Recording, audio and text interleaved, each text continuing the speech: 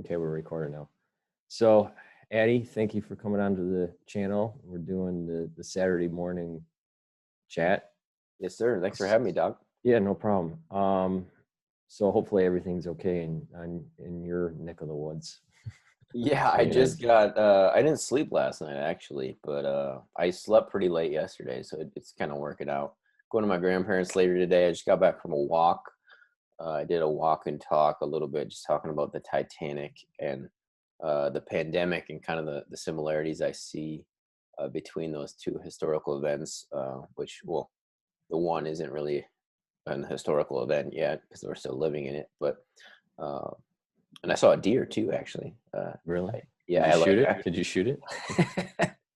I didn't even notice, man. She was it a big? me, was it a big one or was it? No, she's a little doe, probably like 100 pounds. But yeah, dude, she's watching me the whole time. I know it. And I was like, oh, let's walk up here into the woods a bit. I'm talking, and I look up. Oh, like, oh, and like, you know, I just saw her out of the corner of my eye. I was like, oh, I see that satin. You know, they kind of get like a satin color in the summer, you know, so they stick out a little more. And yeah, so I just stayed still for about, I think it was a good 3 minutes, and for like maybe a minute or two, she was cool with me. And not even, it's probably like 30 seconds to a minute, and then she was like, okay, I'm not cool with this guy, you know. She's just nervous, right? And I was really still. She was like, you know, checking me out. She's like, what is this guy doing? And then she started kind of hissing at me, and you know, she kind of kicked up a little bit away from me, and I was like, all right, I'm gonna get out of her nest here, you know, because there's like a little patch of woods. It wasn't very big, so I knew it was kind of by a highway, so I didn't want to kind of ruin her morning and make her have to go find another small patch of woods somewhere. So I just walked back down. So but that was cool. I was kind of hoping I'd see a deer this morning, so that was cool. There's a lot of deer in New Jersey. I'm actually surprised. When I moved to really? the east, the East Coast. I've never been to Jersey. I just like there is so many deer in New Jersey. Wow. There's a lot of coyotes actually in Connecticut. I've read that, and they get some. Actually, they'll get some of these guys every now and again over there too. Really? On rare occasions, yeah. I've read up. I think it's Connecticut, and then some other New England state. They'll occasionally get a cougar. Usually, they're just like transient males that are trying to find established territory. But likewise in Wisconsin too, you'll get every now and again you'll get a farmer that catches one on a cam or just spots it, you know, eyewitness sighting. But I'm looking into actually purchasing some land, about 15 acres. I can't say where. Yeah, but I mean it's a cool spot, but you know, hopefully I can get the deal, you know, going here. Sweet, man. But you know, you gotta show me around once that happens. You know, it's going to be interesting if I can close the deal. But you know, but anything can fall through when you're, you know, dealing with financing and everything else.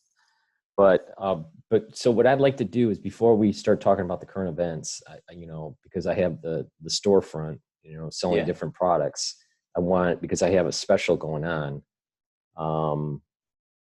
and the coupon code for that is discount 5, all uppercase, discount 5. It's a $5 off coupon. But so what I have is, you know, obviously different products. I have the Nano Silver products. I have the C60. I have the Boomer Boost supplements, and Quench Naturel, which is kind of like an oral and skincare product line. All natural. You were sold out of the C60 for a bit there, weren't you? I still have one item that is stocked. Okay. The other 3 items are on back order. Now, so for today, I'm trying to promote some, you know, different products. So one is the silver gel. Now, this silver gel is a nano silver that is much, much better than Perel, because it doesn't have an alcohol-based solution. No, this is much better, trust me. So that will evaporate, and they'll crack your skin if overused. Mm-hmm. This will stay on your skin for about 5 hours. You can put it around your mouth and around your nose, and it's a great sanitizer. This you can use every day and not crack your skin, and your skin stays moist, and you have that protection. Yeah, you definitely don't want to put ethyl around your mouth. Right. So this is a very, very good product. And this, in terms of like sanitizers, because it's the nano gel and it doesn't have the alcohol in it, it's not alcohol based. This is the best that you can buy on the market. And it's not that expensive. I think it's around $24, something like that, for a tube. Yeah, and anybody from my channel that wants to check that out, I'll have Paul's links in the description box below if you guys want to go and peek around his store. So thank you. I appreciate it. As you know, Alex Jones used to sell a nano silver product. Okay. He was using the silver sol technology. Well, I purchased right from the lab that makes silver sol, that has the patent, and I purchase it from the lab. So all of my nano silver is the best that you can buy on the market. All right. And Alex Jones no longer makes a nano silver toothpaste. He now makes a charcoal toothpaste. Okay. I haven't used his charcoal toothpaste. I used to use his silver blue toothpaste all the time. It was very good. But because he stopped carrying the nano silver product line on his store because of some of the things he was saying, and he was, slapped by the FDA. Oh, they stopped selling it? Yeah. So I am selling the best toothpaste on the market that has nano silver in it. This is it right here, and it's only $19.95, and it's the best you can get, and it has the silver salt technology in it, and this is it. And so I use this every day.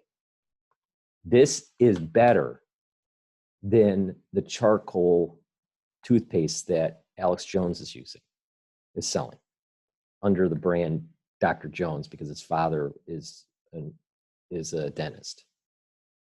So they had to discontinue the nano silver line, and then they just said, okay, we need the toothpaste line, so we'll just throw in charcoal. This is much better in terms of whitening the teeth, and it's mint flavored, but it has the nano silver in it, so it's destroying the pathogens, all right, the bacteria that causes plaque. So this is the best you can get for $19.95. All right. And then again, also through ABL, I have the Max 30 liquid that I take every day. Okay. This will help boost your immune system. All right. By boosting up your immune system, this one is about $57. And then I have this is a 30 ppm, and then I have a 10 ppm, which is parts per million. And this is like about $40. So depending on which price point you have, 30 is a little stronger, but it costs a little bit more. It's $57. And then the Max 10, Health Max 10 is 10 ppms at about $40. And that's just like 10 milliliters or a teaspoon or. So what I do is every day, all you got to do is just take a teaspoon or a tablespoon, depending on your body weight, and you just take it once a day. I usually take it in the afternoon, but you can take it anytime during the day. I normally take it in the afternoon because I take so many supplements in the morning that I want to mix it up. Yeah. So I take it in the afternoon. So every day I take a teaspoon of the liquid every day, and then use the gel on the hands for sanitizing, and that doesn't do any issues. Now, if you can use this liquid also to purify water. So let's say if you like a Brita container and it has the filter, you can just put a little cap of water in it, depending on how the size. but like a cap or two filled with the nano liquid, and you just pour it in there, and it helps with purifying the water. Now, if someone purchases more than $150 on the store, they will get a free gift, right? Ooh. And that is that free gift to, you know, to help try to promote the Quench Naturel products. One free gift until supplies last is the kombucha facial soap. All right, this is all natural. There's no synthetic preservative stuff. All right, So parabens. There's if you're allergic to, you know, anything that's, you know, fake, you know, this is all natural, and you can see the ingredients on the website. Or the hyaluronic acid serum, which helps with toning and maintaining the collagen. Normally, what people do is that they'll wash their face with the kombucha soap. Then they use the hyaluronic acid spray. It's a spray. Just spray it a little bit on your face. And then there's a toner that someone can buy on the store also to put on the face. And what happens is it goes into the skin, and it helps maintain and rejuvenate some of the collagen. Collagen is the part of the connective tissue that kind of gives you that youthful look. So people that supple. Right, you know, so people that start to, you know, get wrinkles or saggy skin or whatever, that a big part of that is that just the collagen health isn't there. Another important thing to do for collagen health is vitamin C. Vitamin C is a major component in making certain collagen fibers. Okay, collagen is there's like collagen 4, collagen 3, collagen 1, depending on where you are in the tissue. So there's different types of collagen, but the main one is the collagen 4. And basically what happens is that hyaluronic acid is this right here. Hyaluronic acid is a backbone. And then there are other glycoproteins that are attached to it. And that has a certain charge. Well, because it has a charge, it attracts water. Okay. And that gives you that feel, right? That look. Mm-hmm. If you don't have enough of that collagen, then you don't have enough of the charge to be able to attract the water. So as you get older, you have less, right? And you don't retain the water. I didn't know that. You just kind of just say it. So so this is kind of like, this is a supplementation to helping with the, you know, skin rejuvenation. But on top of this, people should eat, you can eat leeks, you can eat avocados, and you know, and also take higher doses of vitamin C, and drink water, and you will notice over time that your skin will get better, and that you'll be able to maintain a little bit more of the water in the skin, or just below the dermis, you know, in the connective tissue area, and that will give you a little bit more youthful look, you know, to the best of your, you know, to your biochemistry. But that's what this stuff is, all natural. There's nothing artificial in this. All right. Most of the stuff is organic, you know, certified organic. Some things can't be certified organic, but they're all natural. So, but this is the great product line. So if someone spends $150, they get this for free, or they get the hyaluronic acid for free. One thing I do know about collagen is men actually have more collagen than women. So ladies, go ahead and head over to Dr. Cottrell's store. Well, I appreciate that. And the discount is all caps discount 5, and that's a $5 off coupon. And if you 5, the numeral? Yeah. Okay. And then if, you know, you spend $150 or more, you will get a free gift. All all orders get a small mini stick, lip balm mini stick. It's all natural lip balm, no artificial ingredients. And the whole idea of the Quench Naturel products is people are allergic to, these artificial ingredients, or they want to try to detoxify their body. A lot of people don't realize that deodorant has aluminum in it, and they're putting that on every day. Well, I have a deodorant line that is all natural, that has no aluminum in it. So if you want a real detoxified life, and you don't want any of this, artificial junk that you buy from Procter and Gamble, then head out to the store, because I mean to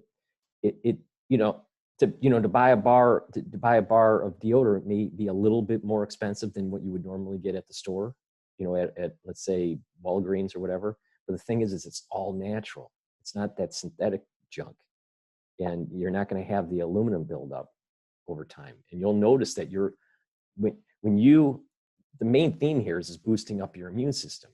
If you take in products that are good for you, that don't have those artificial ingredients or preservatives, then you're not bombarding your immune system, as the immune system is trying to fight those artificial things that are in the body.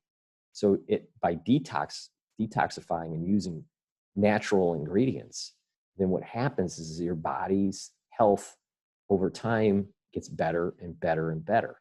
So that's one component of boosting up your health, is just keep out the aluminum and all the artificial stuff, and like I said, all those soaps and stuff, that's all natural. Now, with the silver solution, the Max 30 and the gel, that again will help boost up your immune system, because one, it's keeping down the pathogen load in your body, and reducing inflammation, and making sure that your immune system is boosted to its highest peak that you can as you get into the flu season. Because the thought here is that if you are worn down like an old car, you're not going to be able to fight the pathogens that are going to be around in the fall. But if your immune system is like in its peak, you've heard that when people are really healthy, they don't get sick as often, while everyone around them is getting sick. Well, it's not that they're not getting the pathogen. They are getting the pathogen. It's just that their system is so revved up, like a Ferrari, that it can fight it. So they got 100% battery charge. Right, exactly. So that's the whole point, is just to try to charge your battery. So if you buy $150 or more, you get a free gift, and every order will get a free lip balm or nail. I have a nail care thing. Okay, nice. Package that, for free. So with that said, I'm sorry about trying to push the store, but I mean, there's a lot of products that I'm trying to promote here. But let's get into the current events. So we were talking behind the scenes that Chicago had this another riot. Yeah. My understanding is that it was due to police brutality. It was, some sort of police officer shooting at or hit a minority individual. I don't know which minority. I'm assuming Black. But there was a lot of looting that took place. And this store owner, he was hit during the first riot, and then he was trying to recover, and then he got hit in the second riot. And they had pictures on Fox News where they just went into his store. It took 25 minutes for them to break the lock. He was calling the police. They didn't show up. And then they once they were able to break the lock, then they just totally trashed the store. And, and took everything. I mean, it's like, it's total trash. Is it a clothing store? No, I think it was more like a convenience store. Oh, okay. And he is now saying that because the police could not do their job that they were paid to do, he's suing the city for damages. Good. Cook County is, oh man, it's like top 3 most corrupt counties in the U.S. I would say in terms of their justice, justice department and police departments there in that county. You know, I just like, I don't understand, because this is tied into the whole BLM movement, this riot, all right? And I had a show with Stephen Molyneux the other day. Yeah, I put that on my channel as a request. Good, thank you. And so, because what we're trying to do is we're trying to repopulate Stefan on YouTube, on different channels, all right? Because they took him down. Well, okay. So through the power of numbers, we're going to repopulate Stefan on YouTube. You know, one of the first comments I got, Paul, in that video was your guys' chat that I uploaded was, I have reported this this channel to YouTube, and I got that too. It'll be terminated shortly. Yeah, I got that too. By Robert something, right? I can't remember the username, but yeah, it was pretty soon. I went to his channel. The only thing that he has posted on his channel, if it's the same person we're talking about, it probably was a bunch of WWF wrestling videos. So I mean, it's like, dude, what is your, here's the problem. And one, there was nothing wrong on what we were seeing on that video. It was truthful. It was funny. There was some humor. There was the Stefan Molyneux, normal philosophy. He's at a point right now in his life and perspective, and I understand why, where it's like there's going to be a great reset because mankind just sucks. It's just like we've lived too large. We're like the Roman Empire, decaying, and there is a lot of evidence to prove his point, and I agree with him, but I think he's slightly over the fence in terms of he's coming from the perspective it's too late. I don't think it's really salvageable. He's getting a little jaded. I think I think that he's getting to that point where it's like it's going to happen, and it's just like, oh well, Maybe I'm to the point where it's like I still believe in the American spirit and that we can turn the tide. I'm optimistic. I'm cautiously optimistic is I guess the best way to phrase it. Yes. Are we living too high on the hog? Yeah. Have we had, a lot given to us and do we deserve it? No, we don't deserve it. That we have, we have a generation that is basically a me generation and not a, what can I do generation. So there's a lot of problems. But when I look at really young kids, like I have friends that have kids, all right, and they're like, maybe they're 8 years old or 11 or 12 years old, I see, assuming that they stay this way, I see the potential of a great nation because of the upbeat of the children. Now the question is do they maintain that upbeatness? Do they maintain that exploring part of their ethos? Curiosity. Yeah. Through, their 20s. I don't know. But I'm cautiously optimistic of what I'm seeing with this latest generation, that are in that anywhere from 8 to 12 years old range. But that could change. That could change. And it's you said there's a me generation. Is that the Zoomers / millennials, or is that who you're Zoomers? What's Zoomer? I don't know what a Zoomer is. They're like, I think it's anybody 2000 and after who's like, so basically the one after millennials. So I'm kind of at the tail end of millennials somewhat. My younger All right, brother. well, let's get the definition straight. Okay, so we know the greatest generation is World War II. Yeah. Then the baby boom generation is my parents' generation. Okay. But in between those is the silent generation. Now, I thought that was Gen X. The boomers produced No, Gen Gen X X. is younger. Uh, so Well, like so you're a boomer, yeah? no. You're I Xer? thought I'm a Gen Xer. Gen Okay, Xer okay. started, I thought, 1968. Yeah, you're right. You're right. Yeah. Yeah, Right. you're not So, that old. right. Forgive me. So So I yeah, was but born in before the that early was 70s. boomers, right? And then before that was Silent Generation, and then before that was Greatest Generation. So Silent Generation was born during World War II / right before it. Oh, then my father is a silent generation. Yeah, that would be my The- grandparents. yeah, because Yeah, he was born during the war. He was born yeah. My during the war, not grandfather after was the war. like, My father was born during the war, and then my my mother was born right after the yeah, my war. So my grandfather was mother is really a 37, I baby think, boomer. 1937. So he remembers like being in, I think, Minnesota and seeing the cargo planes going over, over him, over the Midwest, flying down south or to the East Coast. Um, so yeah, and he was 37. So he was kind of like more so the beginning or towards the beginning of the silent generation, right? And then of course, greatest generation was those that fought and were Right, adults right. during that. So I always thought the term was Eisenhower, the Eisenhower babies.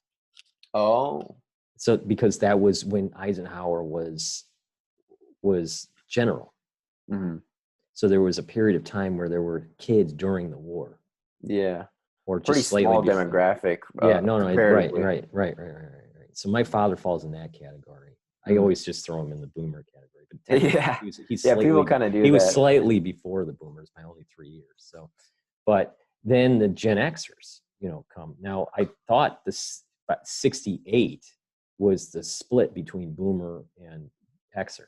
Yeah, that's what I read.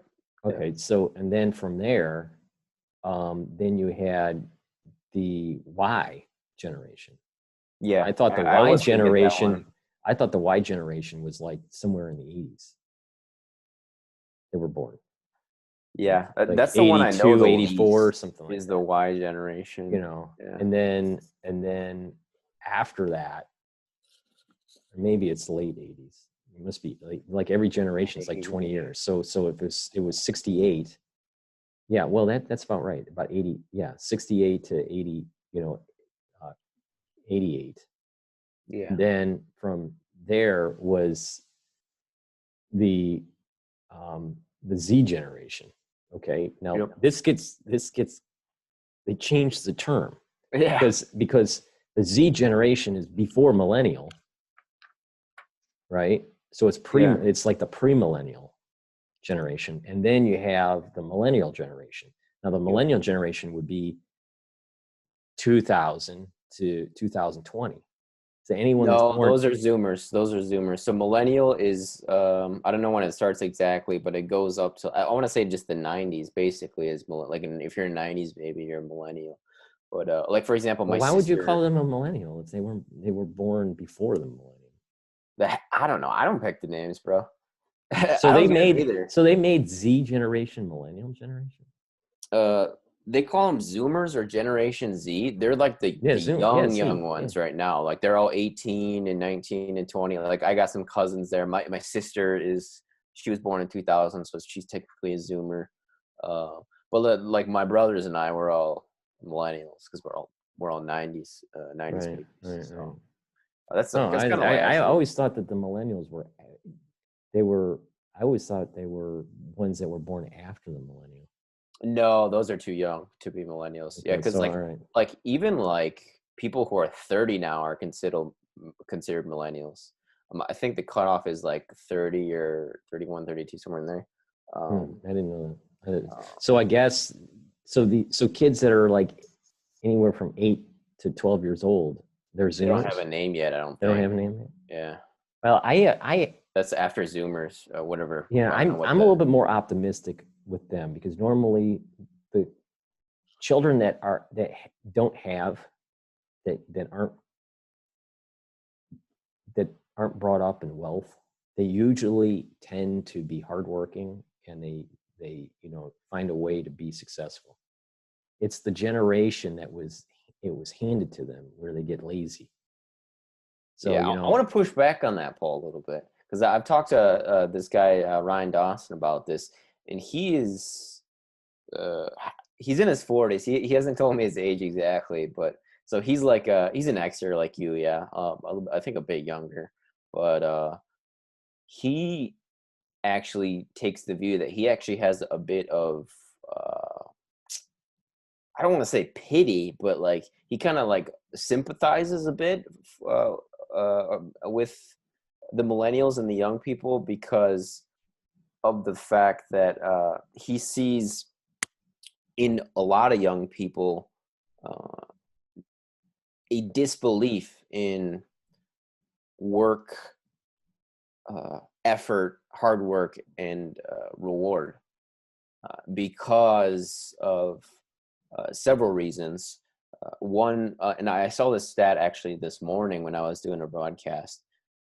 I think as of July 2019, according to what I read, the majority, so greater than 50% of Americans are now either millennials or Zoomers, which mostly millennials, of course, but then the Zoomers are like, as I said, that the kind of those kids slightly younger than me. And because of, yeah, I think various reasons, but, just a huge number of that population, like I said, growing, most of them will, not ever own a house more than likely, right? And if they do, it's going to be, they'll be in their 40s or 50s. Whereas, like the Xers or the boomers, they had a lot more. If you get a college degree, you're making 40 grand right well, out not of only that, in school. the Xer generation, you didn't even have to have a college degree. All you had to do was learn computers. All you had to do is know Yeah. how to program, and Yeah, that was you my were dad. making you were making $250 or $300,000 a year. Yeah, now it's like you need a Uh, college degree to work at Uber, right, right. like or But anywhere really. here's the issue: is that it's you can't paint this broad stroke of the whole generation Oh yeah, because there's yeah, for segments, sure. all right. But what I noticed, all right, between Michigan and New York and New Jersey, Connecticut area, they're the children today that you would that would be going into college now. So I, Mm. I guess there's Zoomer, like Zoomers. freshmen this year would be Zoomers, yeah, Yeah. because Okay. they'd So be born in Zoomers. like 2002 All right. or 2001. Okay. So Yeah, these people that I know, they had successful job. The parents had successful jobs. Multiple degreed, family, and the children never knew what it was like to not have. yeah, yeah, So they had ballet, they had tennis, they had opera singing, or they had piano. piano or whatever, and they had all this extracurricular stuff. They learned 2 or 3 languages. They went to a boarding school. That's the kind of thing that I'm talking Mm. about. All right. So there's a section of society for the Zoomers where the parents worked hard to provide for their children to have a better educational experience, a better life than the parents had when they were kids. Yeah, All right. Then there's a section of society within the Zoomers where the parents were struggling. They were laid off maybe because of 9/11 or because of the Lehman crash or even because of COVID-19. And they've seen at least 2 major events in their life where hard work ended up being taken away and their parents lost their home or job or their health yeah, or whatever. So I can see that it's this tale of 2 cities. It was the best of times, it was the worst of times, for the Zoomers. So it's yeah, not monolithic, yeah, yeah. so there is a large population that would fall in the realm. It's like, well, wait a minute, if I work really hard, the rich only get richer and the middle class gets squeezed. I get that. Yeah. I understand it because, my parents, I didn't come from a wealthy family. I mean, my success was basically self-made. Now, um, now, with that said, there is a large population too in the United States for Zoomers where the parents did very well. And these Yeah. kids, are going to boarding schools that cost more than most people's college education, you know, so, this is the problem is the rich get richer and the middle class gets squeezed. So it depends on which Zoomer we're talking about. Yeah. But the thing is, say like those kids you mentioned, that those privileged kids, like it doesn't even matter almost what But they the number, make. here's the key is that even with the Yeah. Gen Xers, there were quite a few, there were many, especially in Michigan, that were quote privileged, use the term privileged, but Mm. they had parents that had a lot of money and they were given a lot of opportunities. What my point is that the percentage of Gen Xers that had that were less than the Yeah. percentage of Zoomers. Oh yeah. The Oh yeah. Zoomers have they're living in larger homes. They have much more opportunities in a larger In a terms different of sense. in the terms of per capita. You have a lot more of the ones benefiting from a more prosperous society for the Zoomers than we did with the Gen Xers. I mean, with the Gen Xers, it was notorious. It was um, parents getting divorced or having because that whole women's lib thing was going through the 80s, the 70s and Yeah. 80s. Well, that's all Gen Xers. So with that caused, I mean, a lot of women didn't get divorced because they didn't have income. Well, once they were able to start having income, they started having more divorces. Well, that all happened in my generation, in the X generation. Yeah. So many Gen Xers were raised by a one parent because it was a divorced family. Yeah. The I mean, first I kind had of lots of friends. generation I had where they lots of had friends that went a through. divorced parent. Yeah. But I would say this, I would much rather be poor in 1980 than now. Like if you're, like you said, if your family, your parents didn't set you up, like you are way more behind now, I would say. Oh, I see what your point. You can get, let's put it this way. If back in the 90s or 80s, Mm, if you had the will, yeah. you Yeah. That's my had the point. ability to get out of your situation, and you could do it pretty easily. You could get out of your situation. It's just a matter of time and in hard 3 work. years. Yeah, in Yeah. 3 years you could be making coin. In most cases, but now Right. it's like those kids you mentioned, those privileged kids who the Zoomers and even the millennials who, and I went to college with some of these kids from the East Coast who literally, like, I mean, they would like brag about how much cocaine they could do. Like I'm not joking. Like, and you get these kids where it's like it doesn't matter what they major in or what they study in college, how they spend college, because they're just going to work for their dad or their uncle or their grandpa. Mhm. And it's to the point now Or that their connections. They have connections. yeah, whoever they know, right?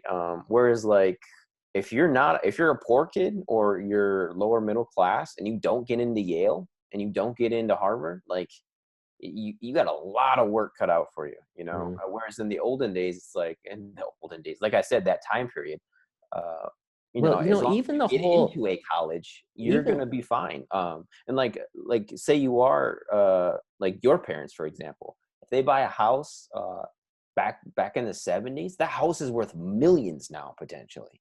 It's tripled or quadrupled in price. yeah, but the Whereas thing now is it's like you're lucky to get a house at all. yeah, but part of that is you have to adjust it for inflation.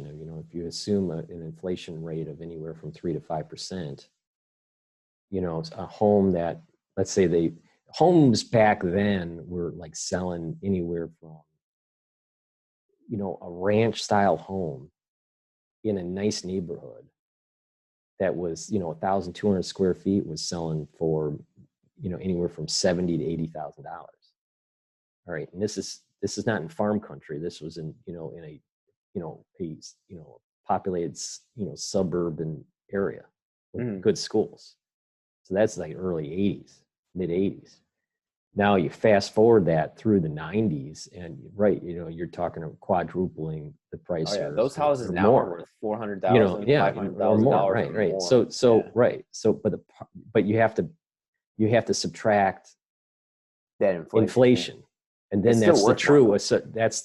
When you subtract the inflation, then that's the true appreciation of the property. There is an appreciation of the property, but part of it is due to inflation. The dollar just doesn't go as far as it used to. Everything is just more expensive. I mean, you could get a really nice Mustang for less than 20 grand. Now, to get the same kind of Mustang, you got to spend 45 grand. Yeah. I mean, I remember you could get a meal at McDonald's for $5 when I was a child. Well, how much is it now? It's almost $10 now. It's like $8. They actually have an indicator. I haven't watched it in a while. I was paying attention to this stuff back in 2008, 2009. Or they have an indicator called the Big Mac indicator. Yeah, the cost of the Big Mac. The cost of a Big Mac. Yeah, it's a good litmus test, isn't it? A McDonald's meal, or like even just like a soda pop. Like there was this on the way to my grandparents' house. Like I said, I'm going today.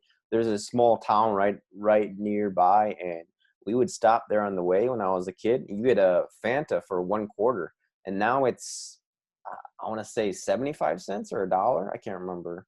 I've never had those. Yeah. I mean the pop, right? Yeah, the Fanta. I've soda. never had that. I've never had that. I called it soda because I was from Milwaukee, but most Wisconsinites call it pop. So in that sense, I'm kind of different from most Wisconsinites because I'm a city slicker when it comes to calling pop soda. Well,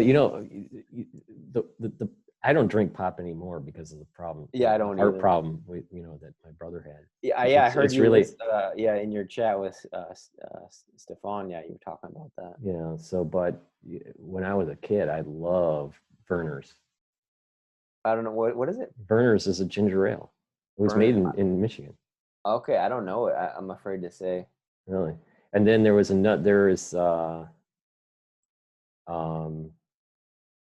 the Fanta is kind of like the brand that we had in Michigan was Crush.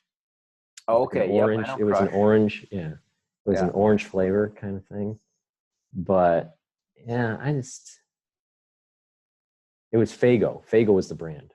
It was the Faygo family had their own soda. Faygo's like the knockoff Fanta. You get that at Quick Trip for like. No, it was the other way around. Really cheap. Faygo came first. Faygo goes all the way back to the 60s. Really? Yeah. Well, it's really cheap. But I'm just saying this is that Faygo was around way before. I didn't know that. No. Because for me it was always like Faygo was like if you only got 50 cents. I saw pictures before. I've saw pictures with my uncle. Uncle Blair, who was 16 years exactly to the day older than I was because we had the same birthday, but he was obviously 16 years older than me. But so he was supposed to go to get his driver's license on the day that my mother went into delivery for me. Oh, wow. But we shared the same birthday until he died. That's quite a gap there between your mom and her brother. Well, he was the youngest out of the family. They had a big family. Oh, okay, big family. So my mother was the third one in line, but they had a big family. Jewish family, big families. Yeah. So this guy I interviewed this week, Paul, Augusto Gomez, his grandfather was born in the 19th century. Isn't that crazy?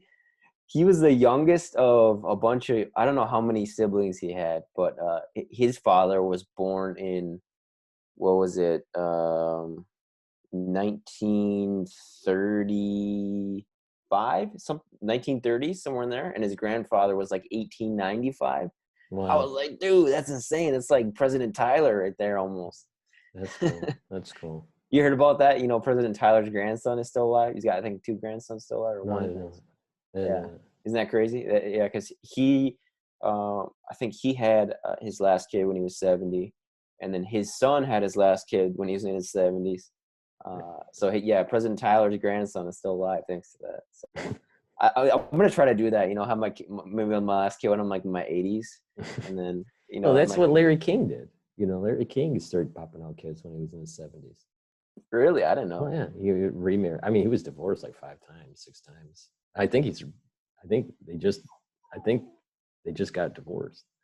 But you know, he has tons of youngins, you know, because of all these divorces, and you know, he remarries young. So, you still there? I think I lost you.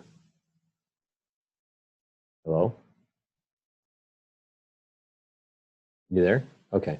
I lost your video there for a sec. I don't know why. Yeah, me too. You were frozen for me as well. I don't know. But all right, so now I forgot what I was saying. You're saying Larry King. We're talking about guys who have kids. So Larry King, you know, he gets remarried in young, and you know, and then they have kids. So he has a lot of young ones. Yeah, I did not know that. That's why I'm like, you know, people, you know, they can say what they want, but I'm not having kids until at least in my 40s. Ian, you don't have any kids, do you, Paul? No. You gonna have them at some point? I don't think so. Really? I don't think so. I don't see it in the cards. Why is that? I just don't see it in the cards. It's probably best that I just not have kids. I don't know. Why do you say I don't know. I just, you know, kids are okay if you rent them. Rent them? You know, and you sound like Bill Clinton. No, that's not what I meant. But I mean, you know, the point is that it takes a lot of effort. I see it with my brother. It takes a lot of effort to raise a child, you know. And yeah, I wouldn't know. And in this world, I'm not so sure raising a child in this environment is the best thing. I'm a very go type person. I, you know, set goals, and I just, you know, keep on going and going and going and setting goals. And I don't want to be saddened by modern society affecting the goal setting of my child. I would have high expectations, and I'm not so sure it would be very healthy mentally for them to reach those expectations. And I just would not, I mean, I would be very, maybe like a tiger dad, you know, you hear the tiger like mom. The disapproving father. You know, it's like, you know, because, you know, I would expect a lot. And I think it's just that's the classic Jewish parent, though, isn't it? Isn't that the classic Jewish father? Yeah. So I would expect a lot, you know, and it's probably unhealthy.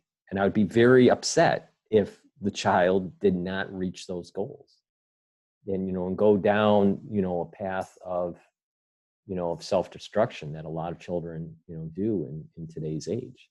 I'd be extremely upset. And, you know, I don't want to be disappointed. I think that happens more so due to lack of a fatherly presence, though, than an overbearing one. I think an overbearing father is much better than an absent one. Maybe it depends on. You have to ask the child first. You know? It does depend on the demeanor of the child. Yeah, you know, I don't know. That's my type A speaking right there. You know, when you have a child, I'm sure that, you know, the parent kind of like calms down on what is doable with the child. But in today's age, I don't know. I just like, if it was depends on the parent. If it was in the 90s, maybe. But now, I don't know. I mean, yeah.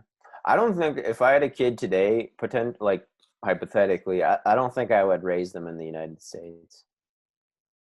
Man, I'm still in the, you know, in the mindset that, you know, my home is the United States, and I would never leave the home. Now, I have, you know, lived in other countries because of work related situations. Yeah. But every single time I was homesick. I mean, I lived in Germany, I lived in Japan, I lived in South Korea. And fastest internet in the world. Huh? South Korea has the fastest internet in the world. Yeah. Um, and there's something special about, the United States. The Now, Midwest. yeah, well, maybe, see, my idea here is that I want to buy property around the United States Yeah. in I mean, different I do areas. too still. I do too, for sure. I want to get property around the United States. So, Yeah. and the idea is, have a little bit in Montana or North Dakota, South Dakota, Oh yeah, I would something love. Yeah, around that'd be Colorado. awesome in the Mountain West, or like Mountain West and Midwest. I think is most ideal. Mhm. And I think I don't know if we discussed this before on camera, but just talking about a national redoubt, right? And for those that don't know, national redoubt is, uh, where the government goes to set up a second government in case the first government falls. So, for example, the Nazis, it would have been the Berghof, right? The Eagle's Nest, or Mhm. Berghof. I think that's the right one.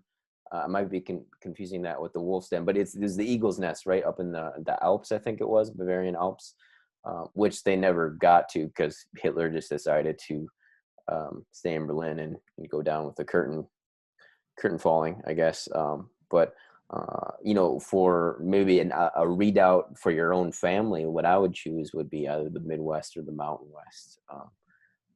And it's been talked about too. I read it before as like not the Midwest so much, but the Mountain West as a redoubt for Christians and Mormons in particular. That's what I've read. I haven't done a whole lot of research on that, but when you think about it strategically, it's a great spot. And even like the Midwest too, with like the Great Lakes, in fresh water, right? So yeah, and strategically too, when you're in the U.S. is so big, when you're away from the coasts, if we're going to war game a little bit here, China is obviously probably going to come in via California, right? Whereas Russia, they'd come in to New York, and then maybe hook, do a little anaconda plan, come under Florida. But Mhm. so that's why the Mountain West and Midwest would be the best spots for that redoubt, if Washington D.C. fell. But also just speaking in terms of my own family, I think that would be cool. Become one with the Mountain West, get used to bears being around. I remember I went to Yellowstone last summer with my cousin, and we only stayed a night, but I remember he was kind of afraid of one of these guys popping up when we went for a walk. And I was teasing him a little bit about that. But yeah, we stopped at a gas station, and it was kind of like a rest stop area, hotel-ish, and I guess the cashier there told him that there was like a mama bear and cubs around that people kind of knew were out and about. So they kind of know where the bears are, just for safety reasons. They know if there's a bear in the area or not. So, and actually the mama bears are, of course, a lot more dangerous because you rarely see a male, male grizzly, just because they're quite solitary. And even if they do see you, they tend to ignore you. Whereas most lethal encounters are with the mother bears, obviously with, the cubs being there. But on a related note, I saw this video of this guy retreating from I think it was two cubs and a mom bear for like, dude, it must have been like 150 yards. Like he was just backing up. And he had his phone while he was taping them. He's like, come on guys, give me a break. And the cubs are like speeding up. So obviously, the mom was like right behind him. He's like, oh my gosh, I just can't stumble. But yeah, Mountain West and Midwest, I think, good places for, I think to get some land for sure. See, my thinking is that I wanted to like strategically put it in different areas of the United States. Yeah. Somewhere in the middle, somewhere on the East Coast, somewhere in Michigan, somewhere in Montana area, somewhere in Colorado or Arizona area. And that, that would be kind of like a good one. It's just a good investment. When I say land, I'm talking about, 10, 15 acres in each of these areas. And, depending on the area, depends on the cost, and just have the land is a potential area to go if I need to. but also just the idea of having, having it as part of an investment portfolio, you know, because it'll appreciate. It should Yeah. appreciate Oh unless, yeah. another As, apocalypse happens. our But, president once said, real estate is never a bad investment. no, I mean, I've been very successful in purchasing property, and getting income from it, That's awesome, man. That you're property. But this is the first time where I've been, among the few. For this is the sure. first time that I've been, where it's going to be a farm. I'm Like setting it up farm where acreage. yeah, I've already, Yeah. if I close the deal, I've already have the name. Yeah. The name of I'm going to actually have an orchard. It's going to, it's large enough to qualify as a farm area and have an orchard. So the idea is maybe if I close the deal, I'm going to call it Ralph Lauren Orchard. Yeah. Okay? Yeah. Why Ralph Lauren? So I have this. You have to understand that Ralph Lauren is like, a lot of people don't understand like the history of Ralph Lauren, but Ralph Lauren, was from the Bronx. All right, and he was raised like a poor Jewish kid in New York. All right, and he always was getting these hand-me-downs from his brother. Okay, so this is part of the reason why a lot of the stuff that he has is like worn out, that he tries to design. And so what Ralph Lauren does is that he designs with very, very good cloth. All right, but it's like a barn. All right, and this is where the whole farm thing comes in. The barn's new when you build it, but over time it wears down, and the actual patina and the wood wearing down is what makes the barn. It's useful, like clothing, but it's the patina and the wearing down of the barn. That is the ethos of Ralph Lauren. All right, and people do not get that. And he when he's interviewed, a lot of people think he's like the posh guy and everything's nice, and and he's like the Martha Stewart, but the Americana, male version that's kind of Kennedy-esque-ish. But the thing is that the real ethos, the real ethos of Ralph Lauren is the patina on a barn. It's the wearing down of something. That is Ralph Lauren. So because of that company I wanted to call it. That's a great name for that. And his company is so like universally, I think, respected and desired by Americans, isn't it? Like when you think about it, like, well, what he's doing is he's selling a fantasy. Yeah. All right. And in a way, and it's multifaceted fantasy. It could be the nautic fantasy. It could be the farm fantasy. It could be the coasty, the rich coasty. Yeah. Yeah, so there's all these different levels. Rappers wearing them. Hip hop wears Ralph Lauren. You got rich white kids that wear Ralph Lauren. You got poor kids that love to wear Ralph Lauren when they can. It's like everybody. You're Americana. You want to. You wear. I usually wear Ralph Lauren a lot when I do broadcasts. Actually, I'm wearing my H&M cheap, my black cotton T-shirts that I love. But if I knew we were going to be talking Ralph, I would have worn some of my Ralph. And so it's just like, so I view things that I view as like very Americana. I had this when I was managing the portfolio at Catholic Charities before I decided to go full time with the whole medical education thing. I had these footballs, old footballs, these antique footballs, and I had custom painted on the. They were actually imported from England, but they were custom painted, and it has Fordham on it, which is where my pre-med stuff was done, and Harvard. Okay, and there's these antique footballs. They got that old leather look, right? Pigskin, right? Yeah, and I had some coworkers come into my office, and it was displayed, on one of the tables in my office, and they kept on asking about it, and why did I do that? And I said it's about that American spirit. It's about that American history. It's hard to put it into words, but I tried to explain it through objects. An old football is part of America. That idea of that the kind of the worn down. Yeah. I mean, like Iggy Pop. You see his skin, and some of the, the blue jeans and there's an Americana thing about him. You know what I mean?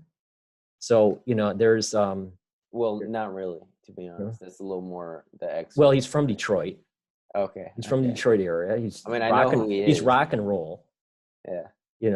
And he's just, he's worn down. There's a worn down thing about him. Or the Ralph Lauren thing. Companies that kind of are quintessential to me that are Americana. Yeah. Is the Ralph Lauren. I would put Apple also in that category with the Steve Jobs Apple. Yeah, not now. Now it's like Chinese. I'm talking about the Steve Jobs Apple. Yeah. There was this kind of like California tech, entrepreneurial, really good design thing about Apple that was very Americana. Right. So I just like there's part of that American identity. I would even put in Bloomberg, the company, into this Americana thing, because it's data aggregation and this idea of just data, all this data stream. We're talking kind of about a collective American identity right now with Americana and American culture at large. Did you, growing up in Michigan and, being Jewish as well, I don't know if that factors in. I think it does, in my question. Did that affect your ability to identify as an American in any way, would you say, positively or negatively? Well, the thing is that majority of my upbringing and even adulthood life has been living in a WASP neighborhood. So it's just like, even though being raised Jewish, I had friends that were, Protestants. Majority were Protestants. Yeah. I mean, some were Catholic, but majority were, white Anglo-Saxon Protestants, right? That's the Midwest right there. Right. So there was this idea that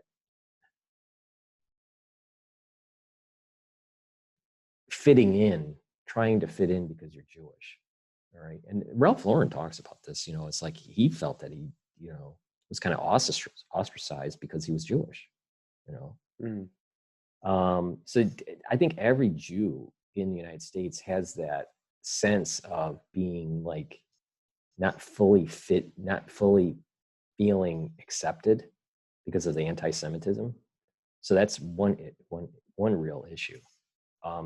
But for me, and I don't know about Ralph Lauren, but for me, my father's family, immigrated to the United States so early in the history of the country in 1790 and fought most of the major wars.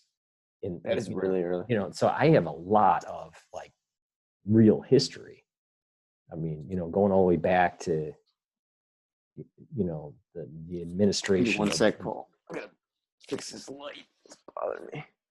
I'm a little overexposed here. Okay, that's better. Going all the way, to the administration, the first administration of George Washington in 1790. So, I mean, there's a huge history of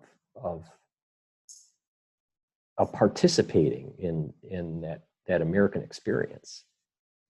But that's awesome. Is, but there is that counterbalance of not really feeling fitting in because of being Jewish, Yeah. which is an odd feeling because I mean, most families, if you ask 100 people, majority of them could not say that that their family lineage, goes back to the, coming into the United States, 1790 That or early. earlier. I was talking about this with my grandfather, my Norwegian descent grandfather, this week actually, and because I haven't really asked him that much about it. I did go to a family reunion in 2015 with my Nordic side of the family, where I learned more about that history. But I guess I had a great uncle who fought in the Battle of Chickamauga, which unfortunately was a Confederate victory. But thanks to Rosecrans's just kind of indecisiveness, really. But it's kind of another story. So yeah, that's awesome, man. There's definitely a degree of envy I have for that sort of kind of those roots that are quite deep for you in the American way. But again, it's if we look at New York as kind of a microcosm of America, if you don't have to be that deep into American history to be American, right? Whereas like you live in New York for a year, you can say you're a New Yorker. Well, let me expand on this. I have Yeah. actually an interesting take on what you're saying. Yeah. In terms of New York, some people say you have to be in New York for 10 years, to be a New Yorker or born in New York. And I say that's hogwash. What it takes is you have to feel adversity and you have to persevere through the adversity and not run away. Then you're a New Yorker. So based on my definition, you could be born in New York, not have adversity, and not be a New Yorker. You could be in New York for one day, go through adversity and persevere, stay, then you're a New Yorker. You can turn into a New Yorker in 30 seconds, or you could be born in New York and never have adversity, true adversity where you're questioning, should you stay or should you go? And you're never a New Yorker. So that's my take on the whole New York microcosm thing. Now, so it's about perseverance. That's because New Yorkers are so transient. They come here, they think they're going to make a ton of money. They can't. It's very expensive, and they leave. All right, that's the wave. Out of college, they realize it's a lot harder than they thought and a lot more expensive, and the place isn't as great as people think it is. And then 3 years later or 2 years later, they're out. This pandemic, a lot of people that moved into New York left New York. All right, these are the transients that I'm talking about, the young ones. They went back home. Oh, it's too scary. COVID-19 is too scary. I'm going to leave and go back home. That kind of mentality. Same thing happened with Lehman. Lehman, the job market really, crashed in New York. And people said, oh, this is too hard and I'm leaving New York. They were never New Yorkers. I was the other way around. I left Michigan, finished my MBA in April, and moved to New York in 2008 when the Lehman crash was happening. Yeah. So I ran into the fire while everyone else was running away from the fire. So this is kind of like, this dovetails into the larger conversation about perseverance and American identity. Yeah. It's like you were stating that, well, because of being in New York, it's an amalgamation of individuals, and and that you don't really have to have that much of affinity. You can be an American, going through the right process, and and have that identity, that American identity. Mm-hmm. But there is something to be said about ones that have strong roots that took 300 years to create. Those roots those tree roots are very deep in the soil of the land. So when I hear things like Fauci is making a weapon and Nancy Pelosi is trying to take away your civil liberties and usher in the Biopatriot Act, and Schumer isn't willing to pick up the fucking phone to listen to me, and for me to explain to him that the situation in New York is a lot worse than they understand in early February. He wasn't willing to pick up the phone. That upsets me. But the thing is that the ones that have the deep roots, they're the ones that are going to sound the alarm. They're the ones that are going to say, I'm not going to let you tread on me and take away my Constitution, because the roots of the tree, of the family tree, were protecting that Constitution for the last 300 years. Mm. All right. So individuals in New York that say, well, what's the big deal? I can still make my house payment and, buy my, bagel or whatever. They're seeing it. They're seeing it at the surface. Yeah. At the surface level of the soil, just the topsoil, but when you have a tree that grows into the soil and buries itself deep into the soil, it's hard to get that tree out. And it's like, that's the difference. There's a difference. You can be American, you can, be entrepreneuric and but there is something to be said about legacy. And there's something to be said about, when you look at a forest, you got new trees and you got old trees, right? For the forest to be healthy, you need both. Yeah, you can't have all and you old trees. Weed out the invasive species. Right. Right. Well, that's that poison oak. But that's the Nancy Pelosi's out there, Chuck Schumer's. But the thing is, Andrew that, McCabe's. Yeah, right. But the idea is that you have to have a healthy forest, right? And over time, the young trees will get old and get deeper into the soil and have more of a connection to the land, more, willingness to step forward and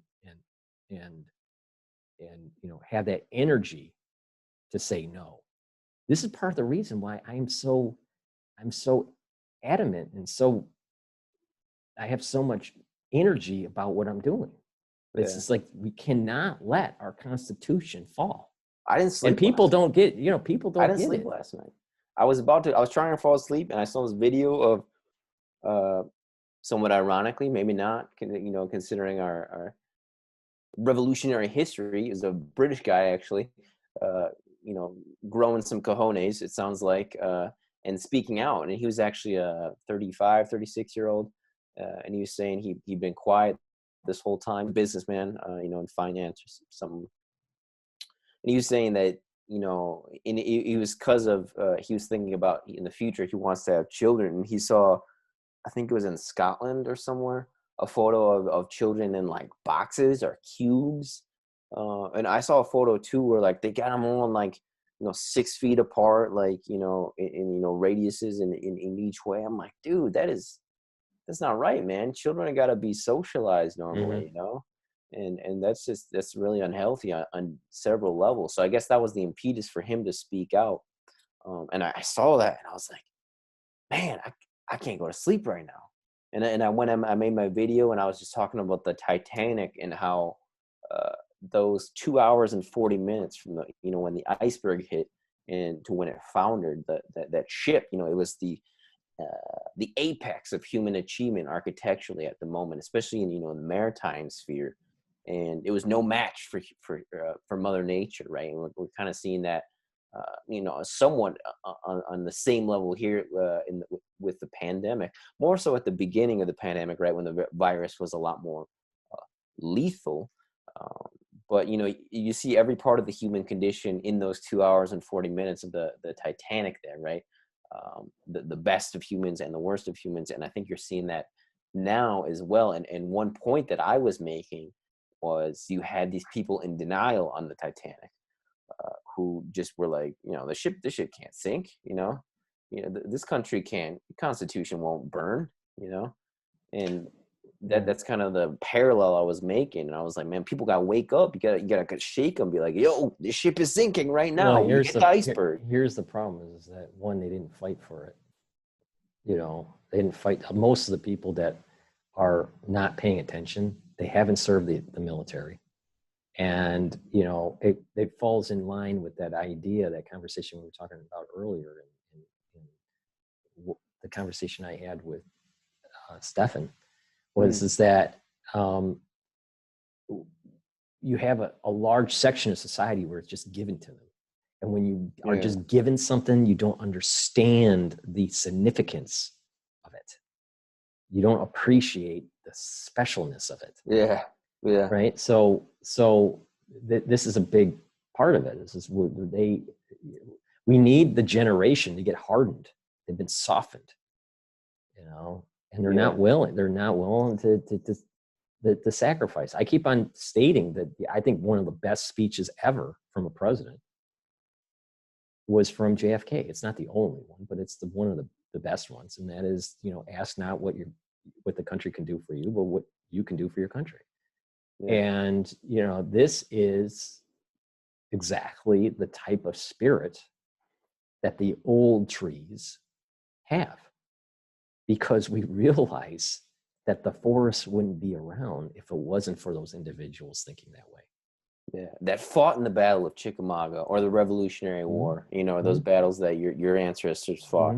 And I was you mentioned the young people, and I was tying that too into the Titanic, as well, as far as I think a lot of these people don't realize, young folks in particular, that they can make a difference in this sphere, but also tying it into what you said about earning something in as opposed to being given it, and feeling entitled to it. You don't really know the value of it. And the reason I asked earlier about being Jewish in Michigan was because I know that there aren't very many Jews in the Midwest. I personally have never met a Jew in Wisconsin who's from Wisconsin. The first ones I ever met were at college, who were from the coast. But just in terms of American identity, it was something I always struggled with growing up, because I was always, the only person, almost always the only person in classroom settings and even athletic settings a lot of times, who wasn't, a WASP male, which, I'm kind of half WASP male in a way. But, when you got a bunch of kids who have never, they don't have friends who are brown or Asian or Arab or whatever, you kind of stick out a bit, even if you don't feel like it, because I'm quite light skinned and I sound like I'm from the Midwest, so it may seem weird for someone who's, maybe not grown up with that experience to fully conceptualize, but I never really felt American a lot of times growing up.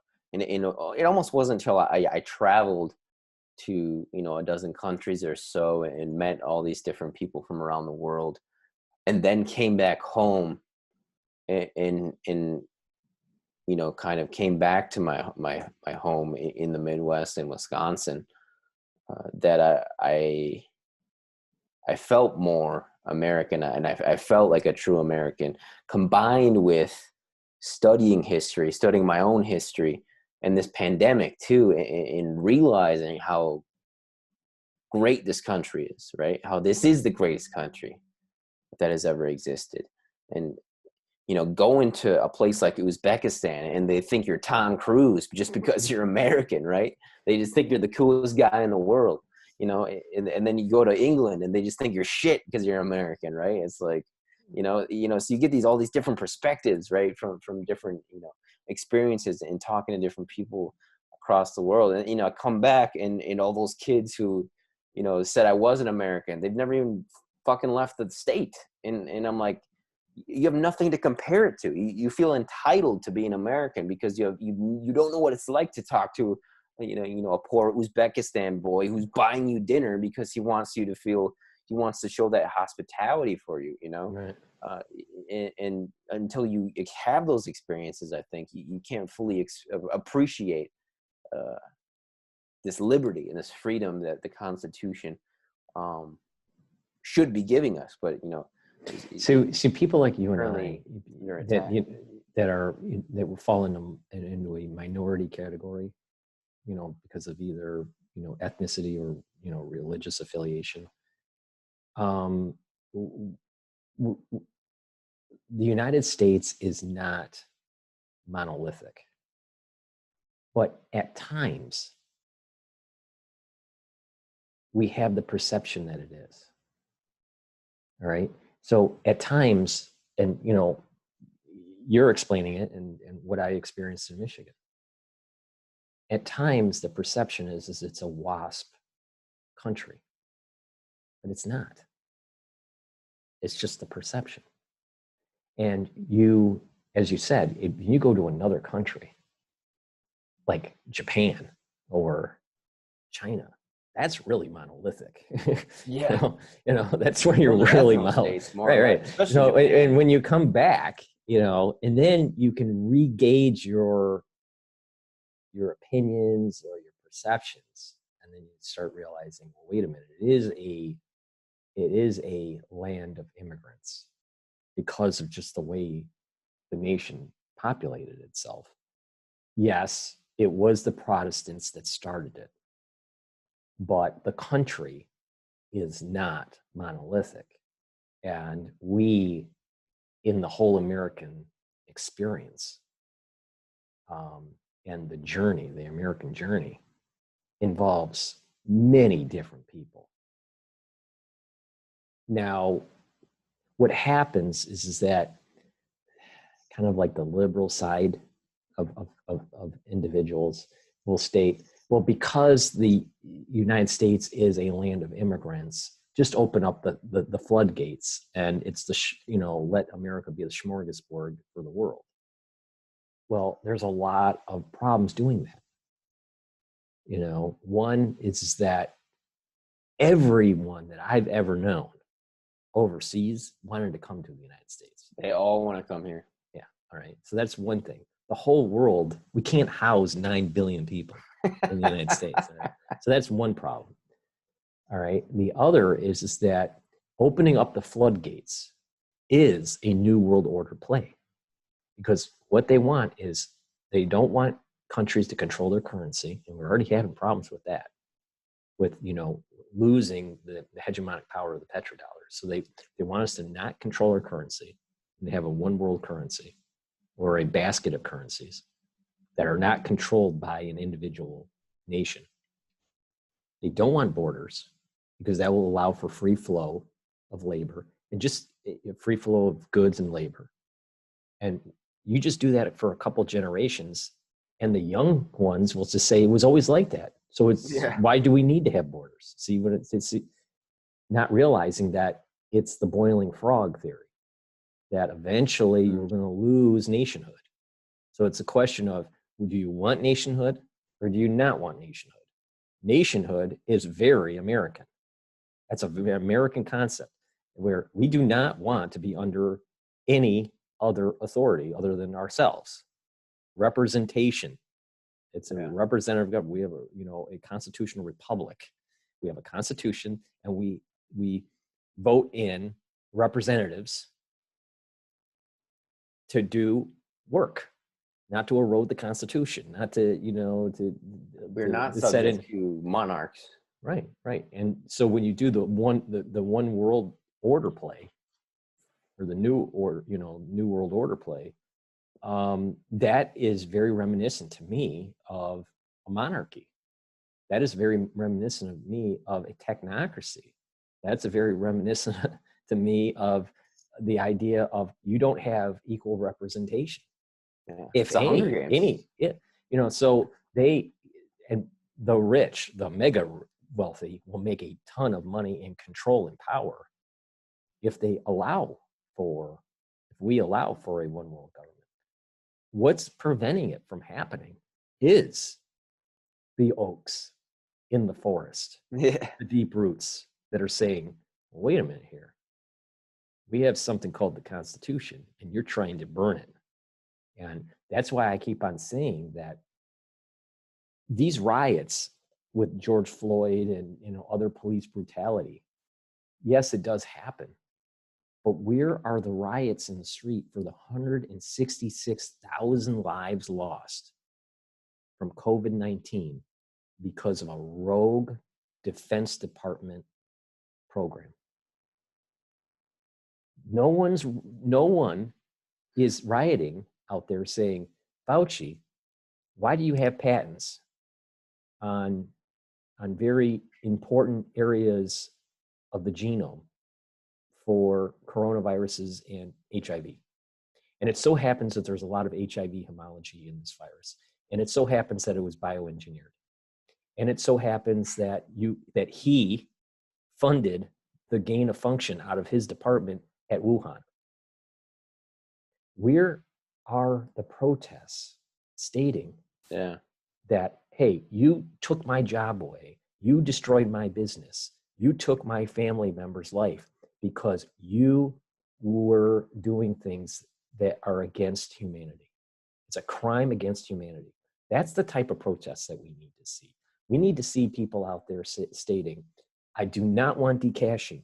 I do not want a surveillance grid on my life in a social scoring. I don't want the drones in the sky, by the police department constantly overseeing the population. I don't want forced vaccines.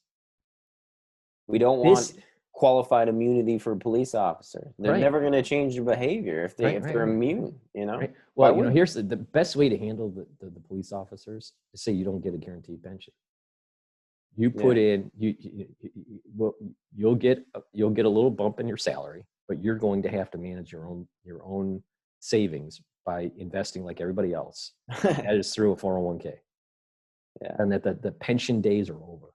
And that will reduce. Can be executed. You can be jailed for life, and you can go in the electric chair if need be.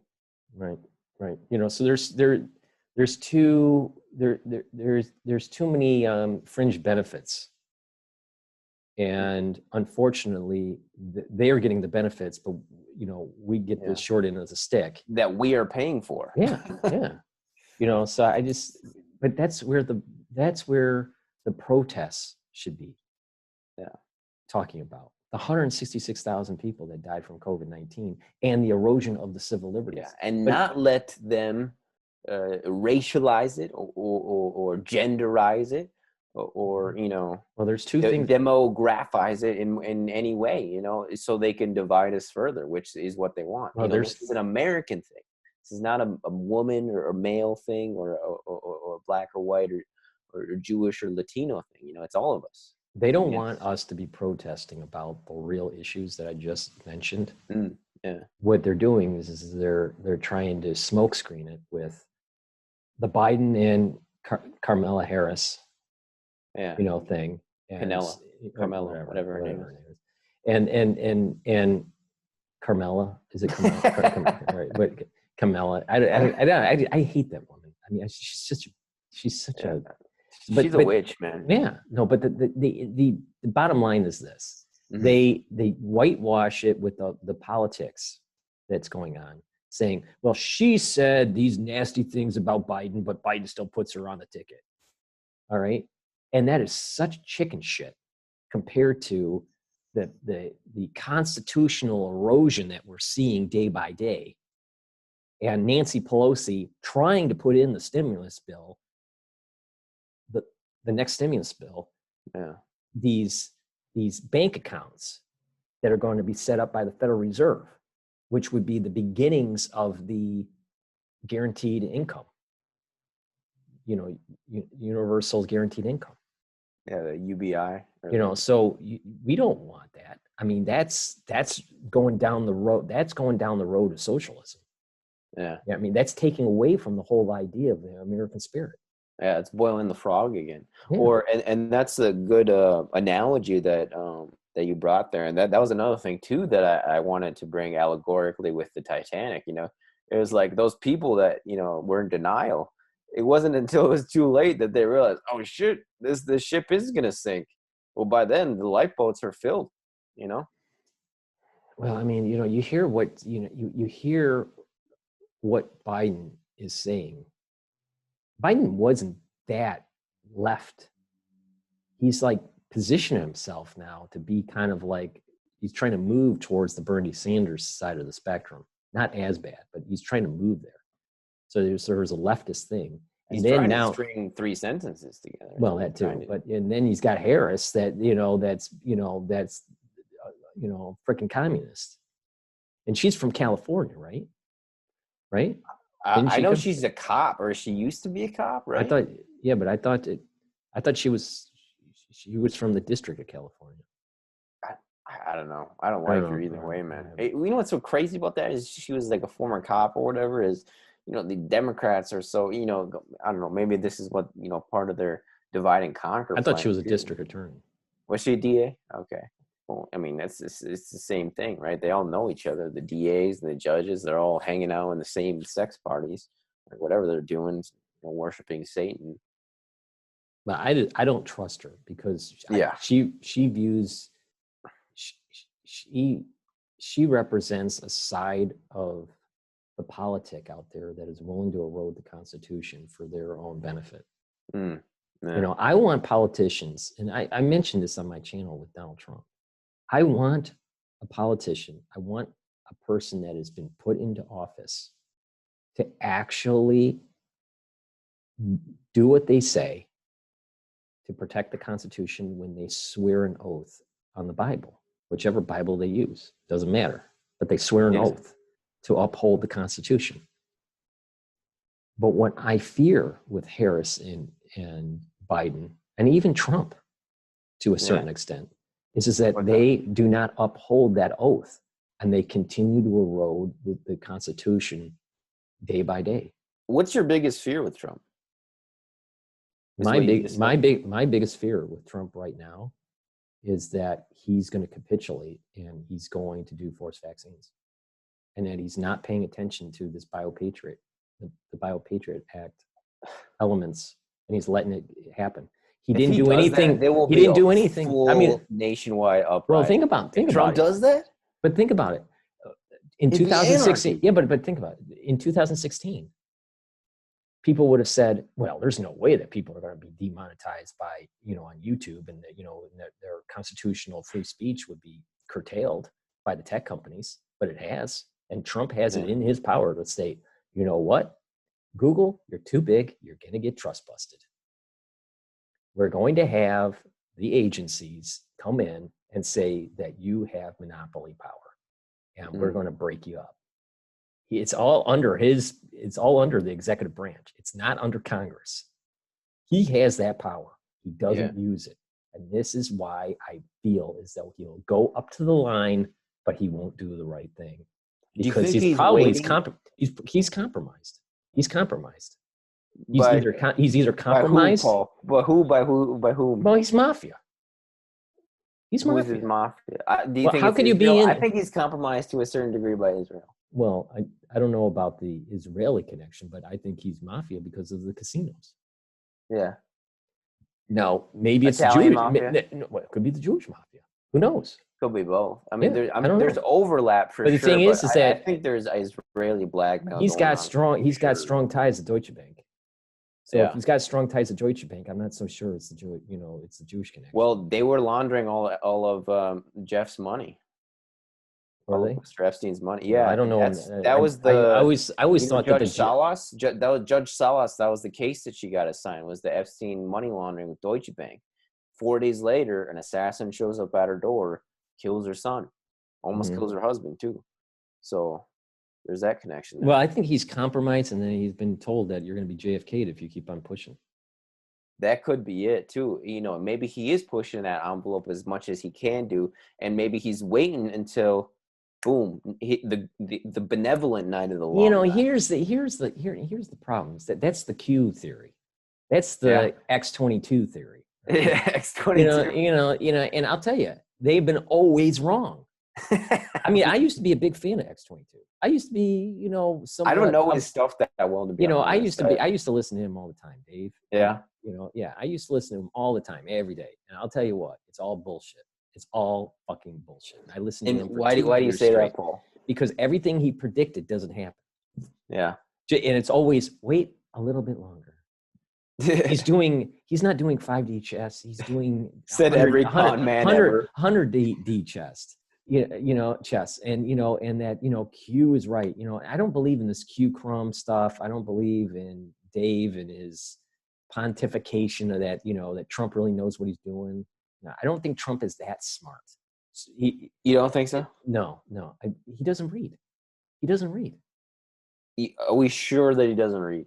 He's been just Google interviews by Buchanan when he was being interviewed by Buchanan, and Buchanan starts asking, "Well, who's your favorite author?" And he was having a hard time mentioning who his favorite author was, and then he mentioned something, and he does the typical Trump move, and he goes, "He's such a great author," and he goes, "Well, what books did you read from him?" And he couldn't name them. So it was like Tom something. Tom Sawyer.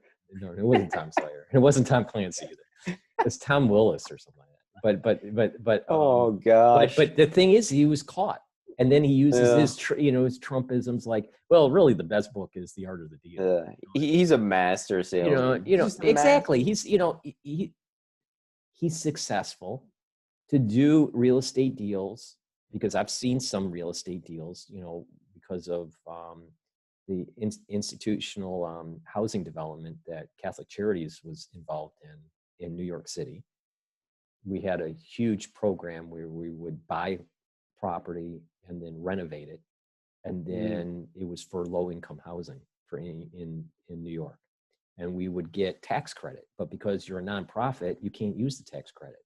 So what we did was we created deals with other construction companies that could use the tax credit to help with the construction of the low-income housing, and the benefit to them was the tax credit. So we got the tax credit. We got the tax credit. We gave it to them, with them helping with the construction of the building. Cost. Right. So I mean, it was a win-win for everybody. So I've seen, and these structured deals, you know, are complicated. They're complicated.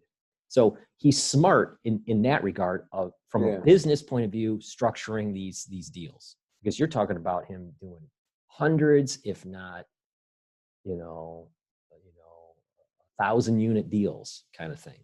I mean, you know, he's smart in that regard. Yeah. But is he intellectual? That's a different story. He's not intellectual. He could be smart, but not intellectual. And there is serious deficiencies in his literary repertoire. You know, and you know, so he's not as smart as people. If you could pick one, not a 5D. He's not. He's. I mean, think about how he's playing this whole COVID-19 thing. Yeah. Right. I mean, if I was the president of the United States, and I would put myself in a person that's illiterate, and someone that you know is well versed in many different topics, I could be on that stage, all right, and state very clearly that Fauci, there is too much evidence that states that you were part of the DOD program and that you need to be investigated. Yeah. Right? Now, what could have happened was the DOD briefed Trump and stated, you know what, this came from us. And it was further developed at P4, and that we got to keep it hush hush. And that might be happening. And that's why they have Fauci up there. It's because they're trying to keep it hush hush and they don't want it to leak out. If this was like 18th, 16th, 15th century Italy, we'll be chucking rotten fruits at all of these people and hanging some of them. Right. I mean, if it was France, I mean, we'd be chopping their heads off. Guilty. But you know, the reign of terror. If they're Robespierre, we'd be trying to kill everybody. But see, I think that he's missing the perfect play. All this happened under Obama. Yeah, he could blame this 100% on Obama. This disposition matrix, where they have kill lists of American citizens, which I learned this from George. Assassination lists of American citizens. And George is on one of these lists. Is he George really? is on one of these lists. Am I on page 3? Well, I think you can find out if you do the muck rock, and you could just do your own name. I haven't done it yet, but if it doesn't come back, or there's like an error or something, you can double check with George what it says. But you should be able to get your file, and if you can't get your file back, that usually means that you're on some sort of watch list. And George told me that he in fact is. Well, I'm sure I'm on a watch list. But Well, maybe just by virtue of us talking to George, we are. I don't know. That could be. I think it's a combination of George and Prather. Yeah. I think Prather was He's former intelligence. I think Prather was for me, everything started going to hell on my channel right after I talked to Prather. He lost his radio show. Did you see? I know. I interviewed him right after. Yeah. And he talked about it. I'm going to have him back on the show. He's talking about an October surprise. Okay. I don't know exactly what. I mean, is he talking domestic or is he talking international or both? It would surprise me that there would be an October surprise with China. Yeah. With Taiwan. Well, George is saying that the lethal bioweapon is coming on the 19th, didn't he? On October 19th, I think it was, he's saying. Because, maybe this is just the more kind of, Well, the lethal bioweapon might be the vaccine. Yeah. I mean, who knows? That could be. I mean, we got the blatantly testing these vaccines, which were created in the West, on Africans, which nobody seems to really care that whole much about. And we haven't even brought up. Well, Africa doesn't have that many cases. Well, I mean, why are they doing it? I think they're trying to cull Africans. They're trying to cull black people. That's what I think. But we didn't even bring up. I didn't bring it up. I mentioned it right before the show. When we're backstage. Belarus lost internet for 3 days. Their government shut down internet for the whole country amidst protests and potential rioting that was going on. So, they were in the dark for 3 days, not able to contact with anybody. And I didn't know about this till shortly before I spoke with you, actually. And this morning when we started chatting, and that's scary, man. That is really scary when they're turning off the internet for people. Because I think we should practically, like me and you, Paul, and this network we got going, we got to figure out a contingency plan in case they shut off our internet. Mm-hmm. I think that's something we got to think about. Well, there's different levels of shutting off the internet. One is deplatforming you on a social media platform like Facebook or YouTube, which is happening now. Yeah, that's at the micro. Yeah, micro right. Level. The next level is knocking down your website, shutting down your website. Then the next level would be, turning off your connection, at your house. Mm-hmm. You don't have, a pipeline to it, or, through your cell phone, shutting down your cell phone. So there's different levels of shutting you down from the internet. It's a problem. I think a lot of people don't realize, and I found out about this when I was walking to work during the Obama administration. I was always taking the train to Grand Central, and I'd walk from Grand Central to Catholic Charities up First Avenue, and I was always passing the UN building every morning. And I was listening to, different podcasts, NPR, and it was a podcast from NPR, and they were talking about the Obama administration relinquishing the IP addressing power of the United States and giving it to another body, a governing body that's run under the UN. And they already did this, didn't they? Yeah, they already did it during his administration. And so we no longer have that power. No, neither do I.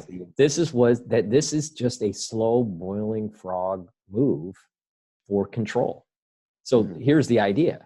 It's that you can have a governing power that's not under the authority of the United States turn you off. And what recourse do you have as an American citizen about your civil liberties? Yeah. Here's the problem. When you got Here's the problem about representation. Tedros controlling your internet. Right. or Tedros, whatever his name is, who's a Right. former communist, by the way, in Ethiopia. He's part of the Ethiopian Liberation Front. Right. And there were people in New York that thought that I was part of that whole cabal, and that, you know, that I'm a shill for the New World Order. Can you believe that crap? At the very beginning, I got I'm a called a shill for the New communist World. shill because I was criticizing police brutality, so that made me a communist shill, I guess. No, it's people It's are the double think, or not the double think, the binary thinking. I call right, it the light right, switch thinking. You know, right, like it's you right, criticize police, you're a communist shill. right. You It's criticize Kamala Harris and Joe Biden, you're a neo-fascist. Kamala. I keep on Carmela. All right, Kamala. Let's just call her Kamala. Caramel. Kamala. Caramel. I don't know, but I just Harris is such a bitch. Just such a bitch. Dude, I don't trust. I almost trust Pelosi more than I trust her, man. Because Pelosi. Well, at least you know where Pelosi's coming from. Yeah, She's just a communist. I mean, you know, she's got a tattooed on her forehead, and she's just like, she will screw you any way she can, and she doesn't. She can't tell the ditch.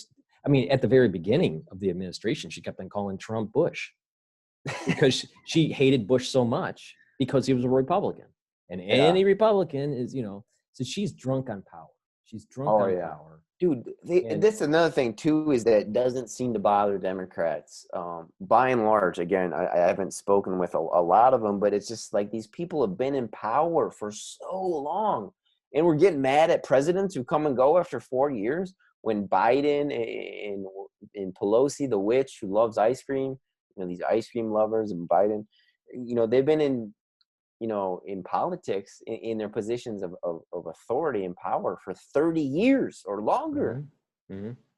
And we're concerned about the president. Like, right, no, exactly. we gotta be tying up nooses. Well, my Eric Weinstein said it's time for heads on spikes. He said this months ago. Well, I've been trying to, I would say that the crisis that we're going in right now, where you've lost wealth and health and constitutional freedoms, if you don't protest on this, what the hell would you protest? Right. You know, by the time you get to the point where you realize, oh yeah, it's too late, man. Too late. It's almost too late. Night of the long knives. It's almost too late. They're doing, as Mike Adams says, they're getting ready for the kill shot. They are getting ready to kill us. And if anyone has, you know, ever gone hunting, they understand what a kill shot is, you know, and they, you know, you stalk the animal, you wait, they get closer, bam. This is what's happening to the American public. And they want to get that timing right, because they're only going to get one shot, you know.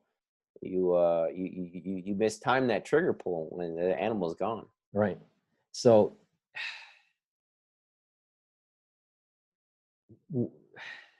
I don't think Biden and Harris are going to win the general election. I think Trump still will win the general election. You think it's going to be a landslide? It depends on what happens in October. Yeah. What type of surprise it is, and what is the health state of the country. I'm concerned, very, very concerned, if we don't go to the ballot box, what sort of corruption will take place in mail voting.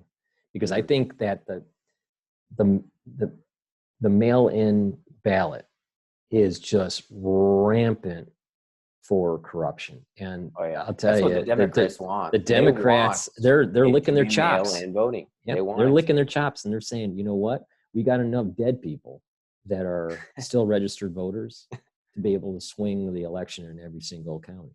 Well, apparently our government gave billions of dollars in aid in what do you call it, in that, you know, the what's it, the $600 or whatever, billions to dead people. That's what I read. I think it was last month. It's just idiotic, man. It's just, you know, I read this tweet today that only the government could lose money while selling drugs. Well, you know, I don't think Biden is going to win. I really don't. And most you think they're going to do a bait and switch and keep Kamala in and then put somebody else in for Biden? I could see it as a potentiality, but I don't know. Like, No, I mean, I think that he'll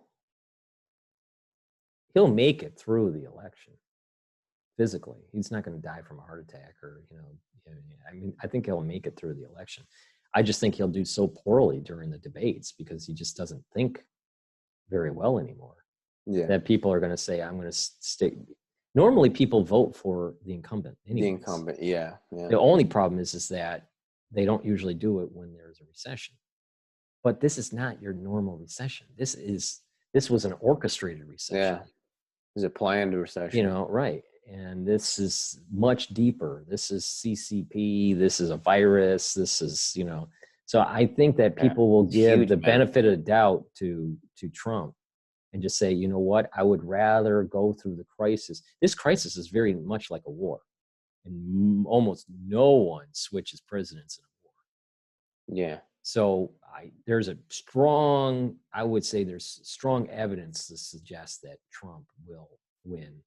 But will it be a landslide? I think it really is left to be seen in October. What kind of surprise is going to take place and how does he react to it? And how sick are individuals? Can they get to the ballot box? It's going to be close, but I think that Trump will win. I do think that, but that doesn't mean that we're going to get what we're looking for, because Trump didn't stand up for the First Amendment. Trump backed down on the Second Amendment and protecting those freedoms. And I am not so sure that he's not going to push for forced vaccines. Or, this is the key point, the federal government doesn't need to force it. They just have to allow corporations to say, our corporate attorney and HR department are going to force you to have a vaccine. And if you don't, you are no longer employed. So the federal government doesn't have to have a policy. Yeah. It could be a corporatized, privatized enforcement. Right. That's my worry. And that Trump is not going to step up to the plate and say, you do that. And I have a department called the IRS, right?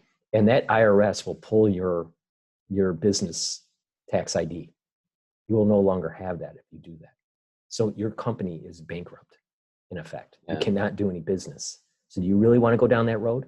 That's the kind of president that I'm looking for. Yeah, that's the kind of president that I would. In the hole, though. He might have some aces in the hole. Well, that goes back to the X22 and the Q crap. I just don't see when Trump is supposed to do the right thing.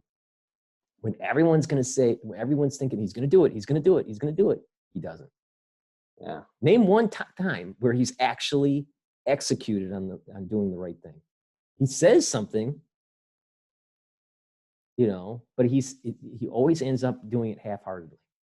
The only thing that he's really pushed that, really well on is that the building the wall and defunding the WHO and hard negotiations with China, the hard negotiations with China and the trade and stopping TPP. He did that. And the NATO defunding too, he's pretty serious about. Or was that just Well, I mean, did he actually defund it, or did he just talk about I actually don't know. I know I don't he think was he talking defunded about it. I don't think he defunded it. He talked about it. That's my point. Is there's a lot of talk and no walk. But he is, as far as I can tell, anti-war, wouldn't you say? I don't think he wants a war, and I don't want a president that wants war. That's what I'm saying, man. I mean, you're going to be a Hillary Clinton wanted war. That was the problem. Yeah, dude, she's a warmonger through and through. Way even more than Bill. And dude, if you're going to be a simple Simon single issue voter, pick war and just look at it that way. Who's going to want war? Donald Trump or Kamala Harris and Joe Biden and the Democrats? That's a no-brainer. Right. So if you want to vote for war, go ahead. Be my guest, but just know what you're doing before you do it. I think Trump has been trying to tiptoe around the neocons that are around him. Oh yeah, that have been trying for him to push the trigger, to pull the trigger. Yeah, he's especially in going to fight Iran. off people on both sides for sure. Oh yeah, with Iran, and I Mm. mean, I'm sure he's got the Israeli influence too that want him, to There's go a to lot of war. stress on him. I Oh yeah, understand there's a oh lot of yeah, stress on him. But the thing is that he needs to step up to the plate yeah, and start to realize that every time you give a little bit of wiggle room for the Democrats, they'll try to hang you. And they're just trying to buy time and eat out the clock. So let's say they lose. Let's say the Democrats lose the presidency, and they lose the Senate. All right, but still maintain the House. They're going to still be dragging their feet, installing, and Trump needs to be presidential and start moving forward and protecting that Constitution. He doesn't need Congress's approval to protect the civil liberties of the Constitution.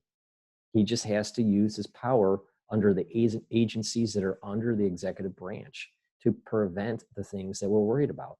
He can be much more forceful with the police, municipalities, and talk on the bully pulpit about a certain level of defunding of the police force, especially when it comes to their pensions and the militarization of their equipment. Demilitarize. Yeah, to demilitarize the police. That's a good term.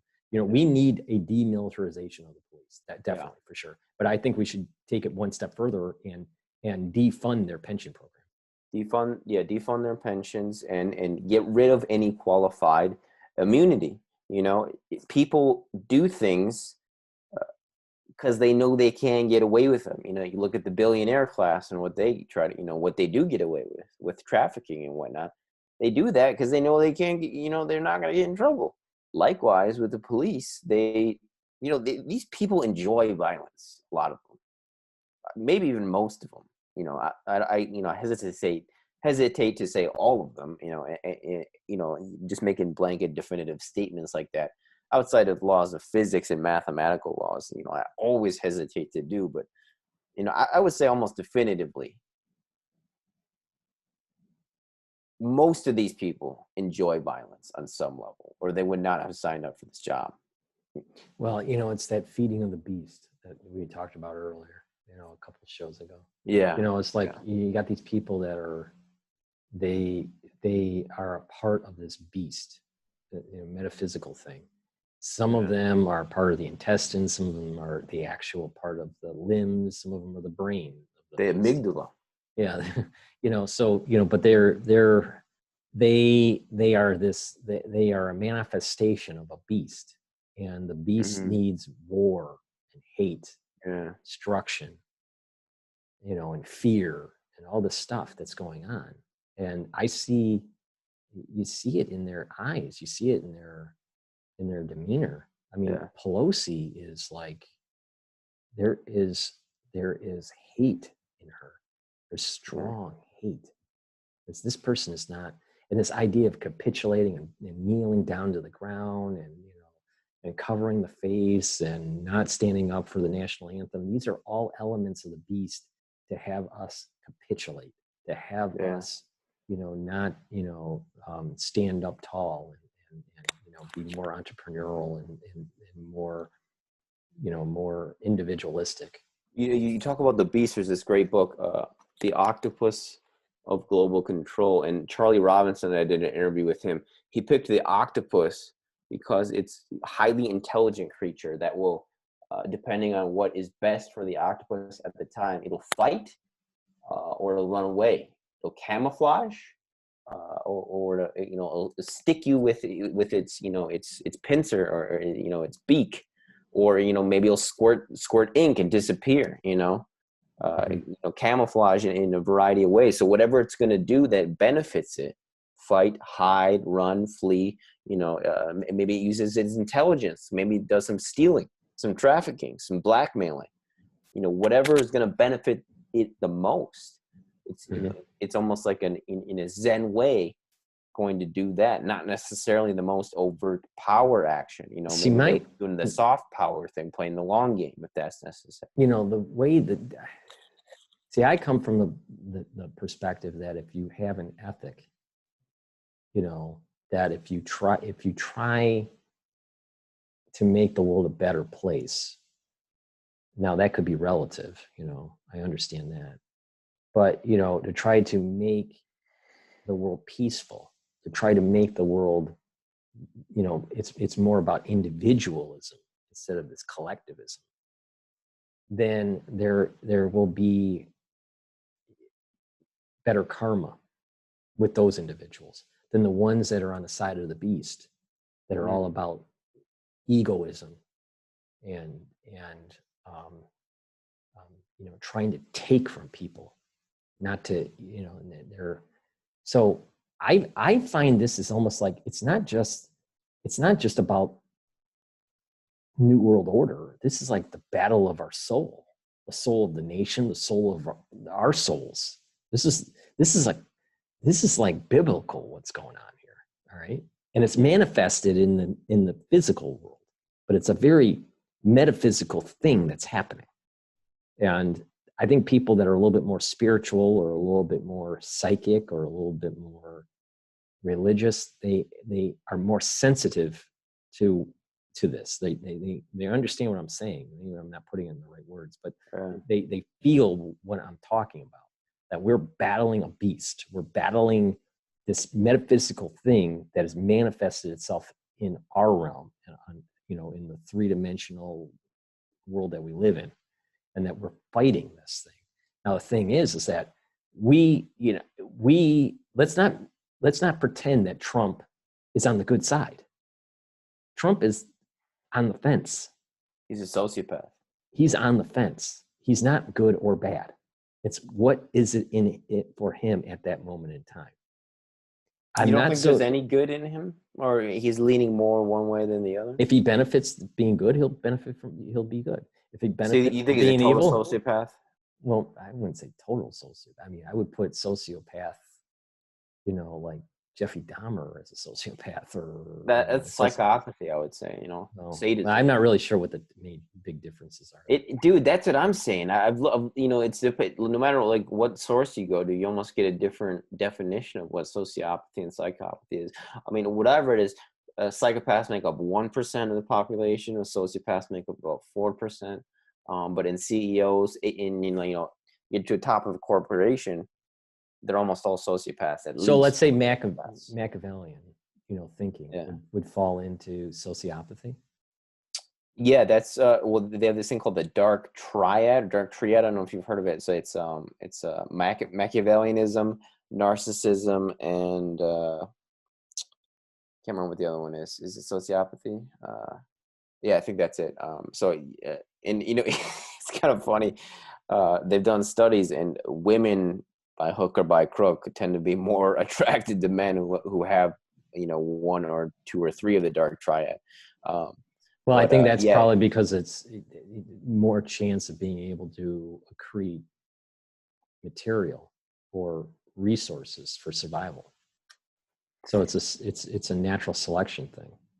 Yeah, I don't think it says anything about the morality of like, for example, a lot of it, for example, a lot of people think that being tall is better.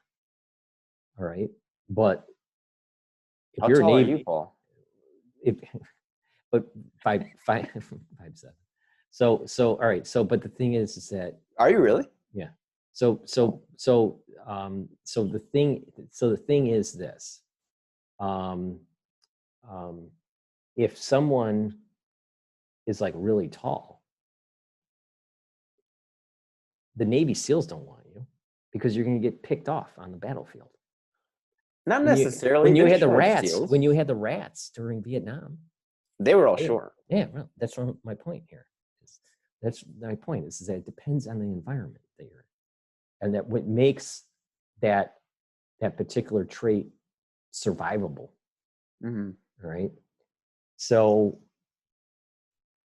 it's been through natural selection that I think with women is that, well, when there was a feast and famine kind of situation, you were probably better off with someone that was a little bit more Machiavellian. Yeah. All right. Now, if you're living in a more, stabilized society where it's not feast and famine, and it's about morality, it's about being able to trust people. If you make a business deal and you trust them, then you'll do other business deals. But if the business deal goes bad, because of a business partner cheating or stealing from you, then that causes disharmony in that environment. So the Machiavellian perspective doesn't work well in that kind of environment.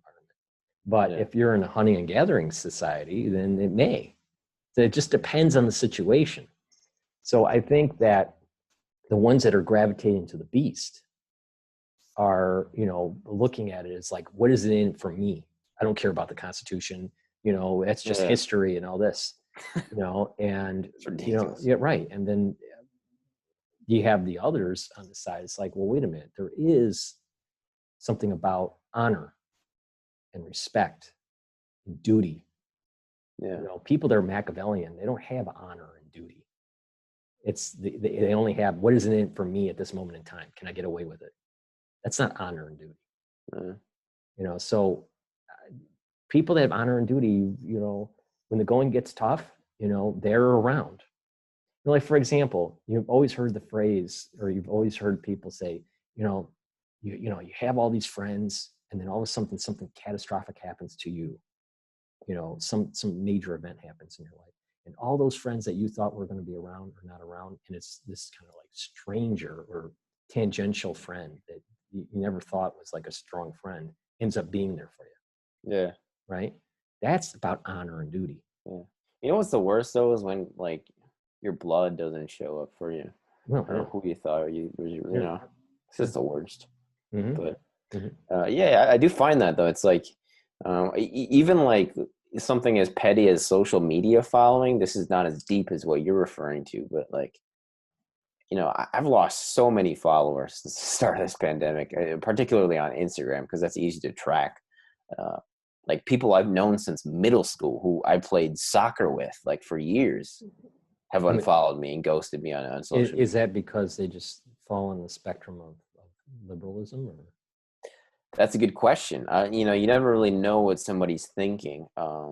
Robert Greene says he would say that's a very interesting question, but in the game of power, it doesn't matter. But for me, it's like I always want to know why, so it's kind of hard to turn that off, right? And I think you're the same, Paul. And I have asked some of them.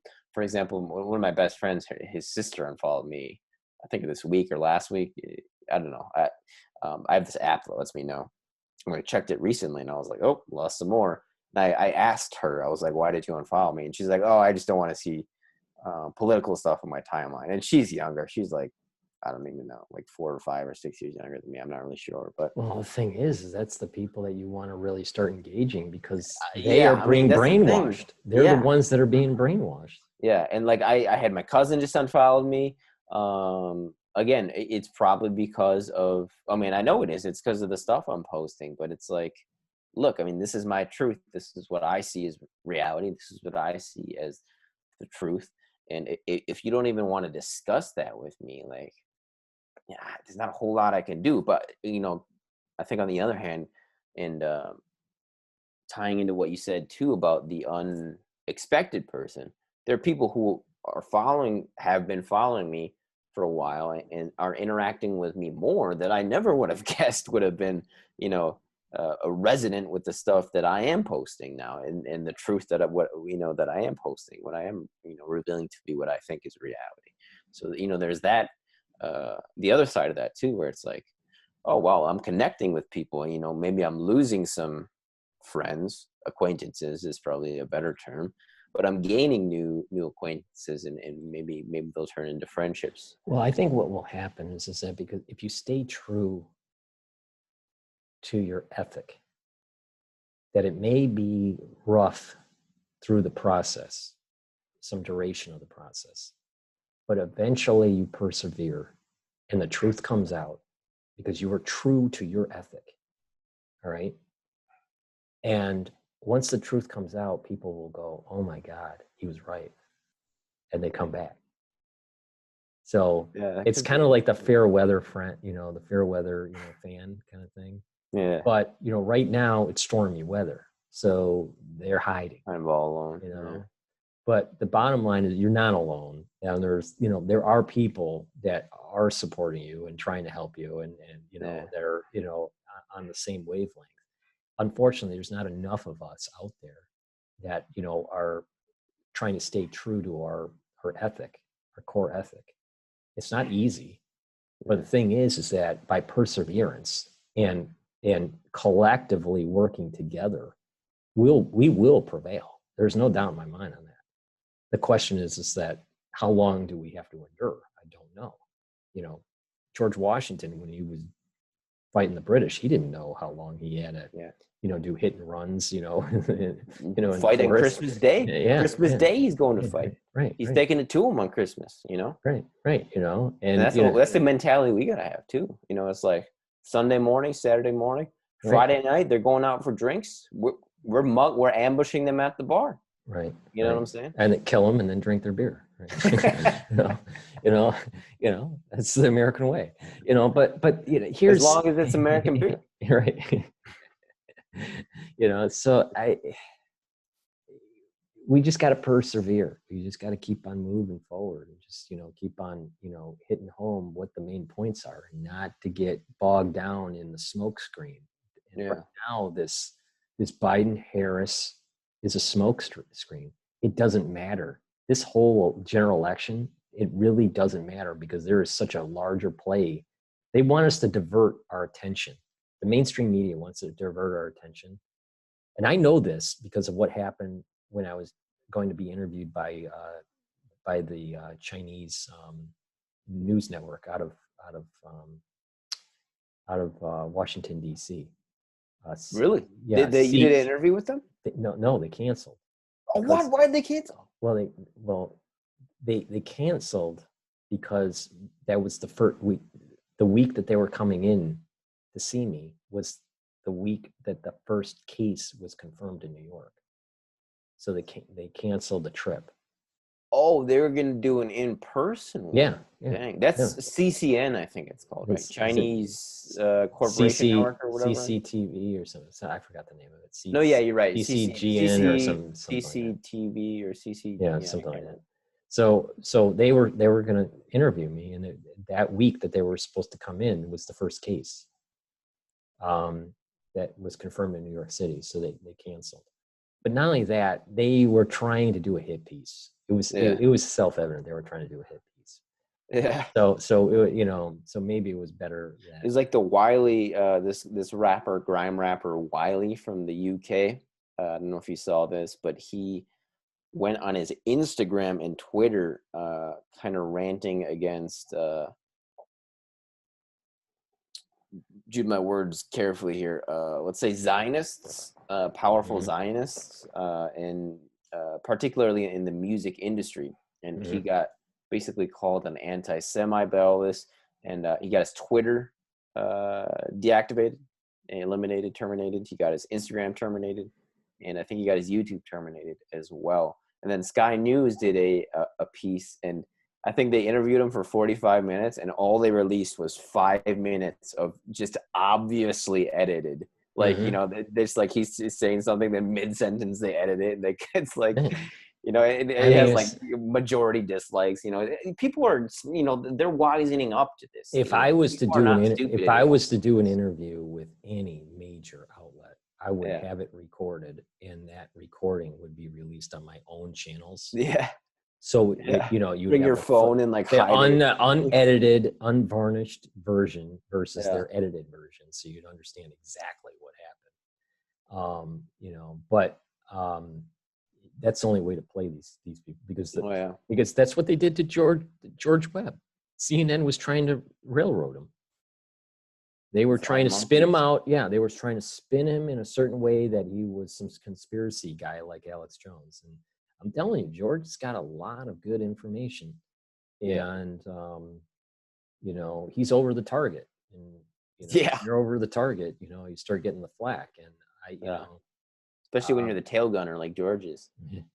Well, you know, at times he's the tail gunner, and at times he's the major bombardier. You know, he's got like his own squadron of Georges. You know, just the George clones doing tail gunning. And you know, he's doing a lot, but you know, but I find it a privilege, honestly, to have met people like you and George and Stefan and Mike Adams and, and others, large channels and small channels.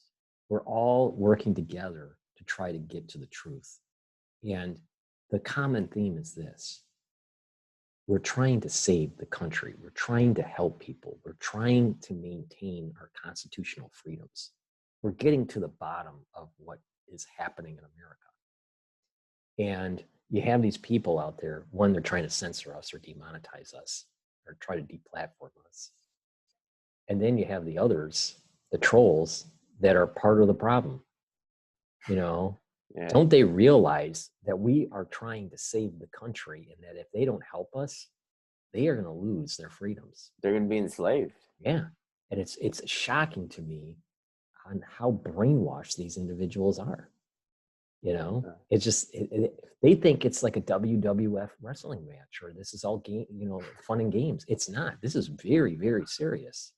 It's like serious. in middle school and elementary school when like the whole class gets rewarded if like everybody behaves, but there's always like those 2 or 3 dipshits that are like, they just have to make everybody laugh, and get that momentary like, oh yes, I made them laugh, oh good job, and now we just lost the pizza party that we were gonna have on Friday.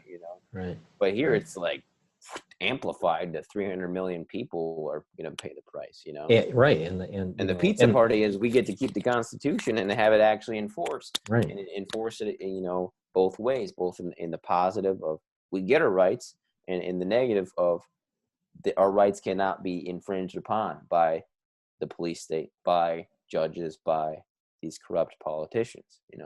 Mm-hmm. Yeah, you're absolutely right. You're absolutely right. But we need more people out there. We need more people out there that go, you know what?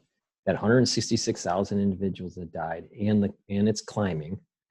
For COVID-19 disease, go out there and start protesting against the erosion of our civil liberties. That is what. And that doesn't mean go and break down a window of a store and steal a TV like they were doing for the BLM protests. I'm saying civil disobedience, but be loud and to be heard and to be organized and decentralized across the nation and state these things, that we will not allow this to happen. And that when you're loud enough, then when these corporations say, you have to take your vaccine or you can't work here, then there is enough of a voice out there that the politicians will say, wait a minute here, you don't want to piss off these guys because they may affect our run for Congress next term. So we're going to write a law that states that you can't do this, corporations. See, I want not so much the federal government stating you have to take the vaccine, because they won't need to. They'll use the proxy through the corporations. I want the government to state you can't force a vaccine. That's a different way to attack this problem. You follow me?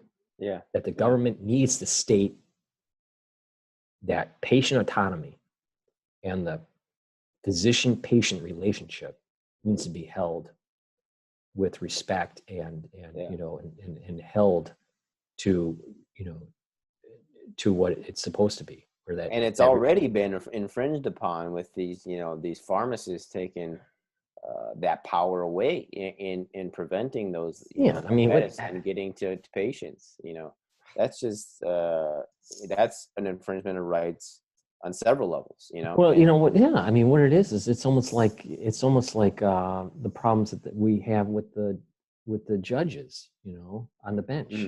Do your job. Judges have too much power, man, in my opinion. I don't know what you think. I just think they have too much power in our system. I don't know if we can unfortunately get you have a council. Here's the problem is that you have too many judges that are activist judges. Yeah. And they're not supposed to be activist judges. And unfortunately, there's not enough accountability. That if you're an activist judge, to get them off the bench and to overturn, the problem with the court system is that it's so long. It's so long to solve a problem. Yeah. So if the corporation forces you to have a vaccine, you could sue them. You probably could win in court saying that you couldn't force me to have that. But the thing is, you already lost your home because you know, it took 2-3 years to get it through the court system.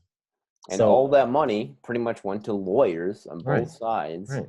See, this is why I complain, you know, about the lawyers and to Farmer Jones, you know, in general. You know, it's just like, well, wait a minute. Where are the lawyers that are stating that, hey, you are infringing on our constitutional freedoms and you should be doing this pro bono? That don't say that you're waiting to, you know, to get, you know, find, you know, the great client that can, you know, to afford the case. Nazis are not going to pay you. Right. They're going to pay you by not executing you. That's how they're going to pay you. Right. But, you know, you said we got to get the word out. We do have to reach a critical mass because there's something to be said for, I brought up the Nazis. They ran the entire country of Norway with 700 Germans. And the rest were collaborators, you know? So it's so important that we, you know, it might even not even be 50%. It might be closer to 60%. Well, it's the same thing with what was going on in Russia. You didn't need that many Russian police. You just had to have enough neighbors willing to tattletale on the other neighbor. Exactly. Yeah. And it's kind of scary how little collaborators you need to control a lot of people. See, this is where the chaos theory kicks in. All right. We have this is your expertise. Right. I want to read you know, you got to like monetize all your books there. Paul, a little disappointed, but I'm going to buy one of them. Well, I've always monetized all my books. I also have a free version out there. Oh, I don't know, you reorganized your website though, didn't you? Because I know you had some, I don't know, some articles or journals that you wrote before, but you did reorganize. No. What I have is that I have all my books on the website where they can, you know, download and have it either in Kindle or iBooks or whatever, or Nook. Now, so they can purchase the books on Amazon. They can purchase the books on my website, or they can just go to ssrn.com and just read the stuff for free. Okay. I've always said that. I might do that. You know, just all you got to do is just go to SSRN and just type in Paul Cottrell, and you get everything that I've ever published for free. I'll link that in my descriptions if people want to. It's everything's for free. I'm gonna read some of your stuff. You know, a lot of the stuff is, you know, mathematical. You know, very mathy. You know, type stuff that's not very interesting unless you're into like coding or you know mathematical finance kind of stuff. But the two books, well, that was a very mathy book. But the two books that are very, you know, I think a little bit more accessible to the average person is Market Armor. It talks about my market philosophy. And part of that has the chaos theory and the hypercube way of looking at the market.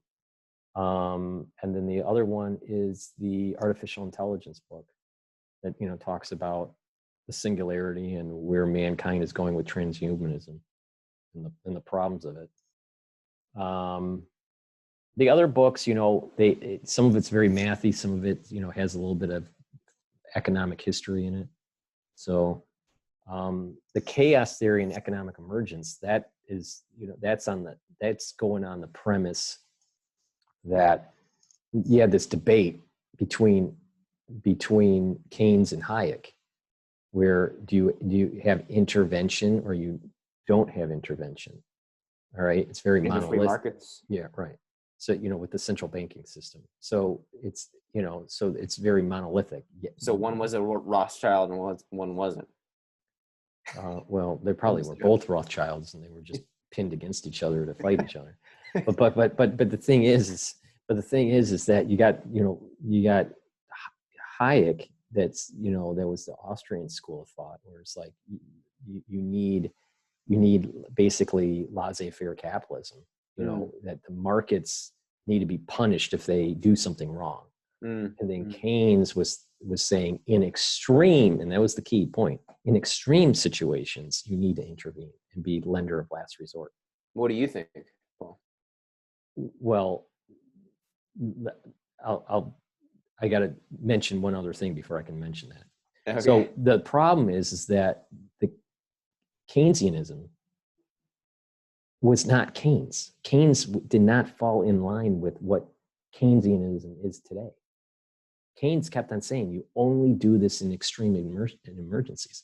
Well, what happened is right after the war for England, they used monetary policy to help with the rebuilding effort by just manipulating currency, manipulating their monetary base. And what did Germany do, Paul? Right. So what happened was it ushered in. So there was this combination of Keynesianism and socialism.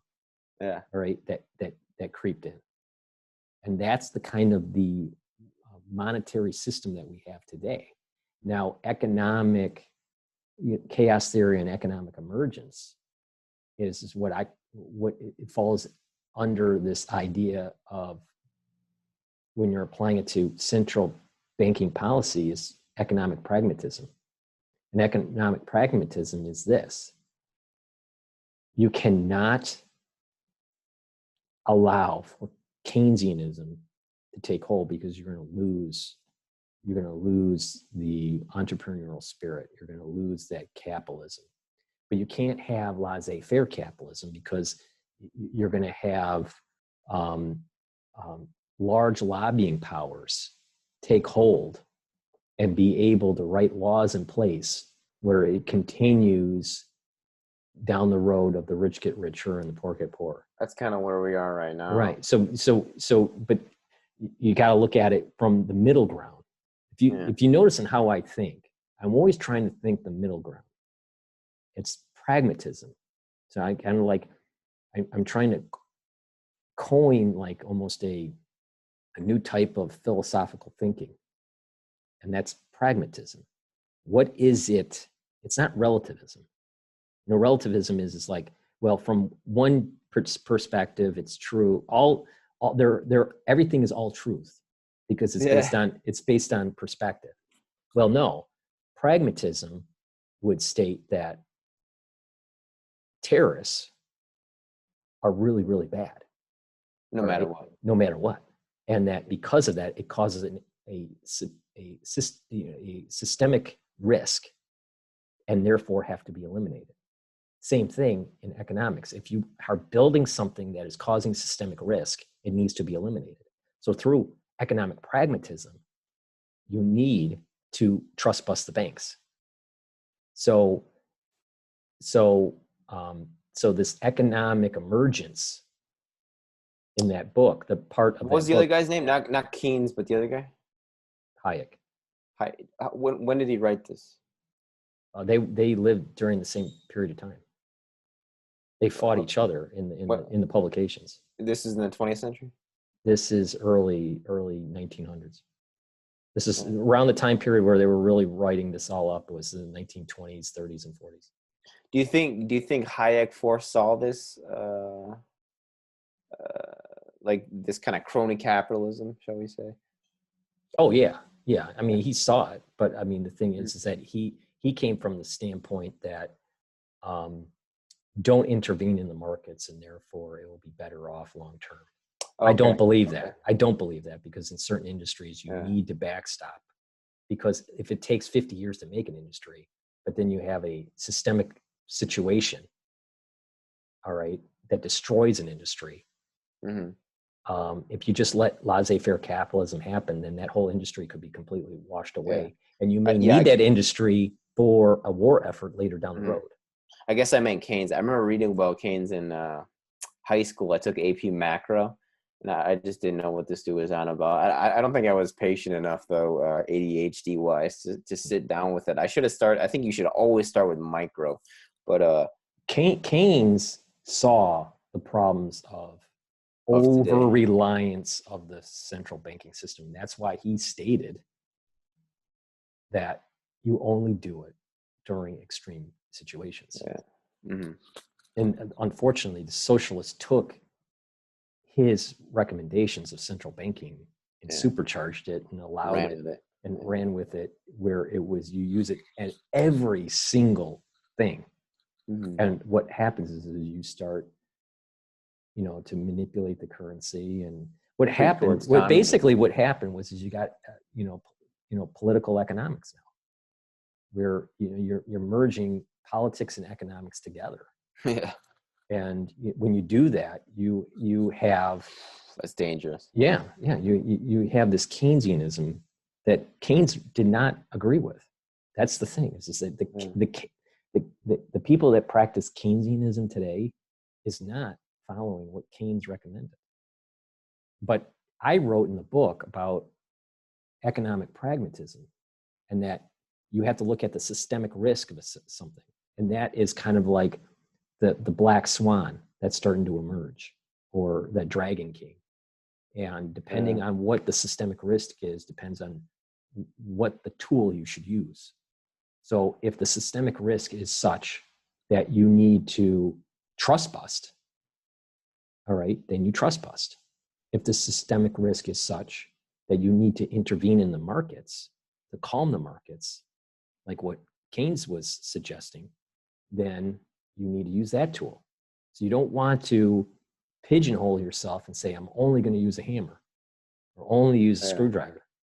All right. So that's that.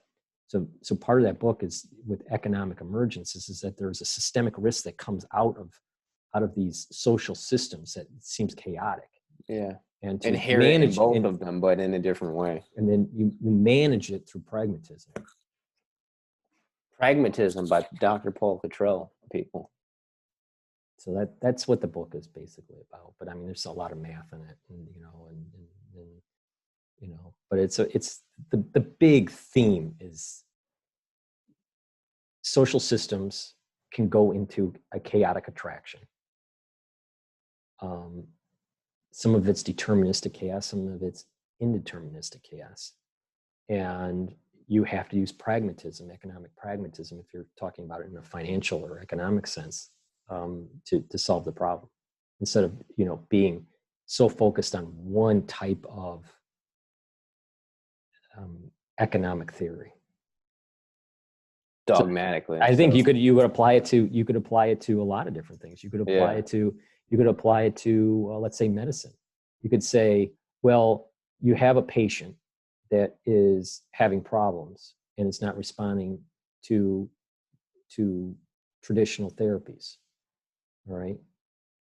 Well, one school of thought would be the allopathic school of thought. The other would be the homeopathic school of thought, or a naturopathic. So to be a medical pragmatist, it would be, what can I take from both worlds to be able to solve the problem? Yeah. That's for that person in particular, right? If you want to individualize it as well. Right. But most people would say only homeopathy or only allopathic. That light switch again. Team light switch over there. Showing up again. So it's like what I was trying to do is trying to deconstruct relativism. And trying to get a framework for the best of both worlds. Right. Maybe to Which put I it in layman's terms. Right. And I kept on using the term being pragmatic or pragmatism. Okay. I'm going to steal that and sell it one day, Paul. Just to let you know. That's all right. That's all right. Because I don't believe in relativism, because what happens is to the extreme, you build in systemic risk.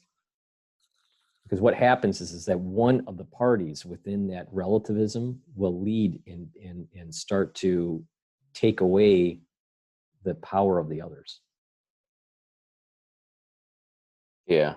Yeah, I think relativism works most of the time to a certain degree. Again, contextually speaking. It depends on the number of nodes and the power of each of the nodes.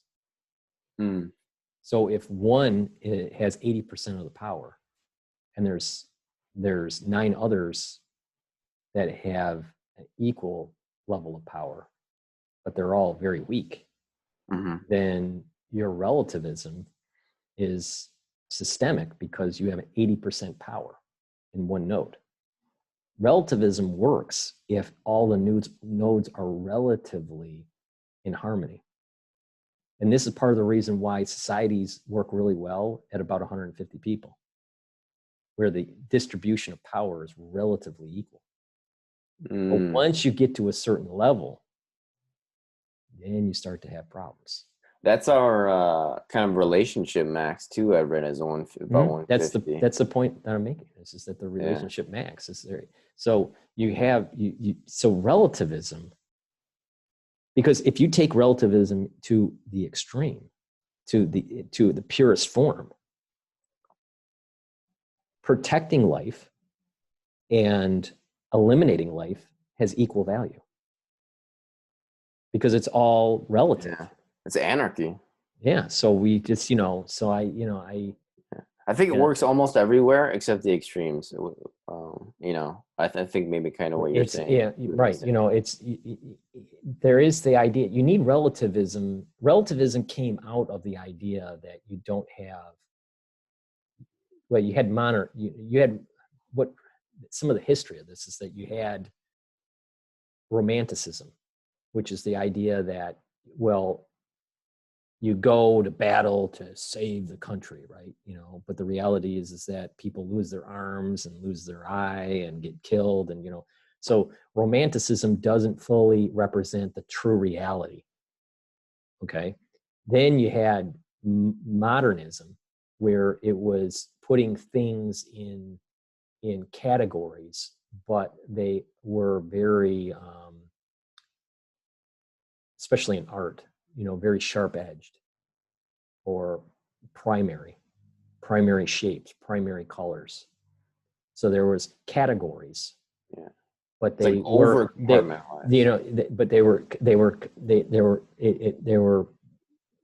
compartmentalized to kind of like put them in a bucket. It's like they're categories. Okay. Then postmodernism led into the idea, well, there are no categories.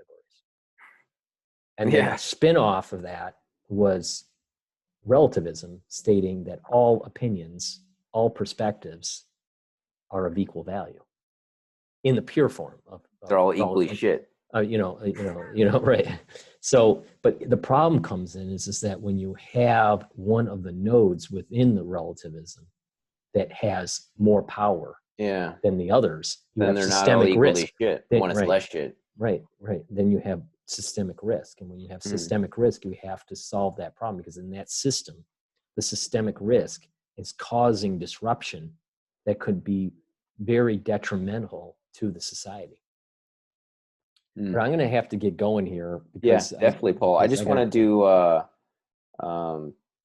return the compliment you said earlier. I feel grateful and gratitude for meeting you as well, and I just want to extend my thanks again for sharing your time with me. It's the most valuable resource we have, non-renewable resource, and I think you kind of look at time in a similar way as it pertains to people, and that you're investing it into people, right? You're investing in people and ideas, which I think is the one of the highest level things you can do intellectually with your time. And I don't think a lot of people actually think of it that way, but I think you do. And I just want to say thank you again, because I do pretty small channel, and it's not something you needed to do. Could have just gone the way of well, I'm just going to try to go bigger is better type of deal, which no, the idea is that we can't approach this monolithically. We need big fish and small fish in the pond. And we can't all be Dr. What's the name? Dr. Mike or Dr. Adam? I can't remember. Shrimp Dude told me about this one dude who's like, he described him as Dr. Campbell without the knowledge, but who's better looking. Who I guess he has like millions of followers on YouTube. I still haven't checked. I think I know who he's talking about. I can't remember his name, but I know. Anyway. I think I know who he's talking about. Yeah, but he's a younger guy. He's like in his 30s. Yeah. But I got to get going. I got to study. Okay, for sure. Yeah, my grandparents are probably wondering. Well, my grandpa is anyway. He's probably like, "Where's he at?" So, okay. Yeah. Well, thanks a lot, Paul, for having me on your show. And I would love to rehost it on mine. I'll give you the link and everything. Yeah, awesome. It'll take a little time to process, but yeah, I'll send you the link. But let me stop the recording here.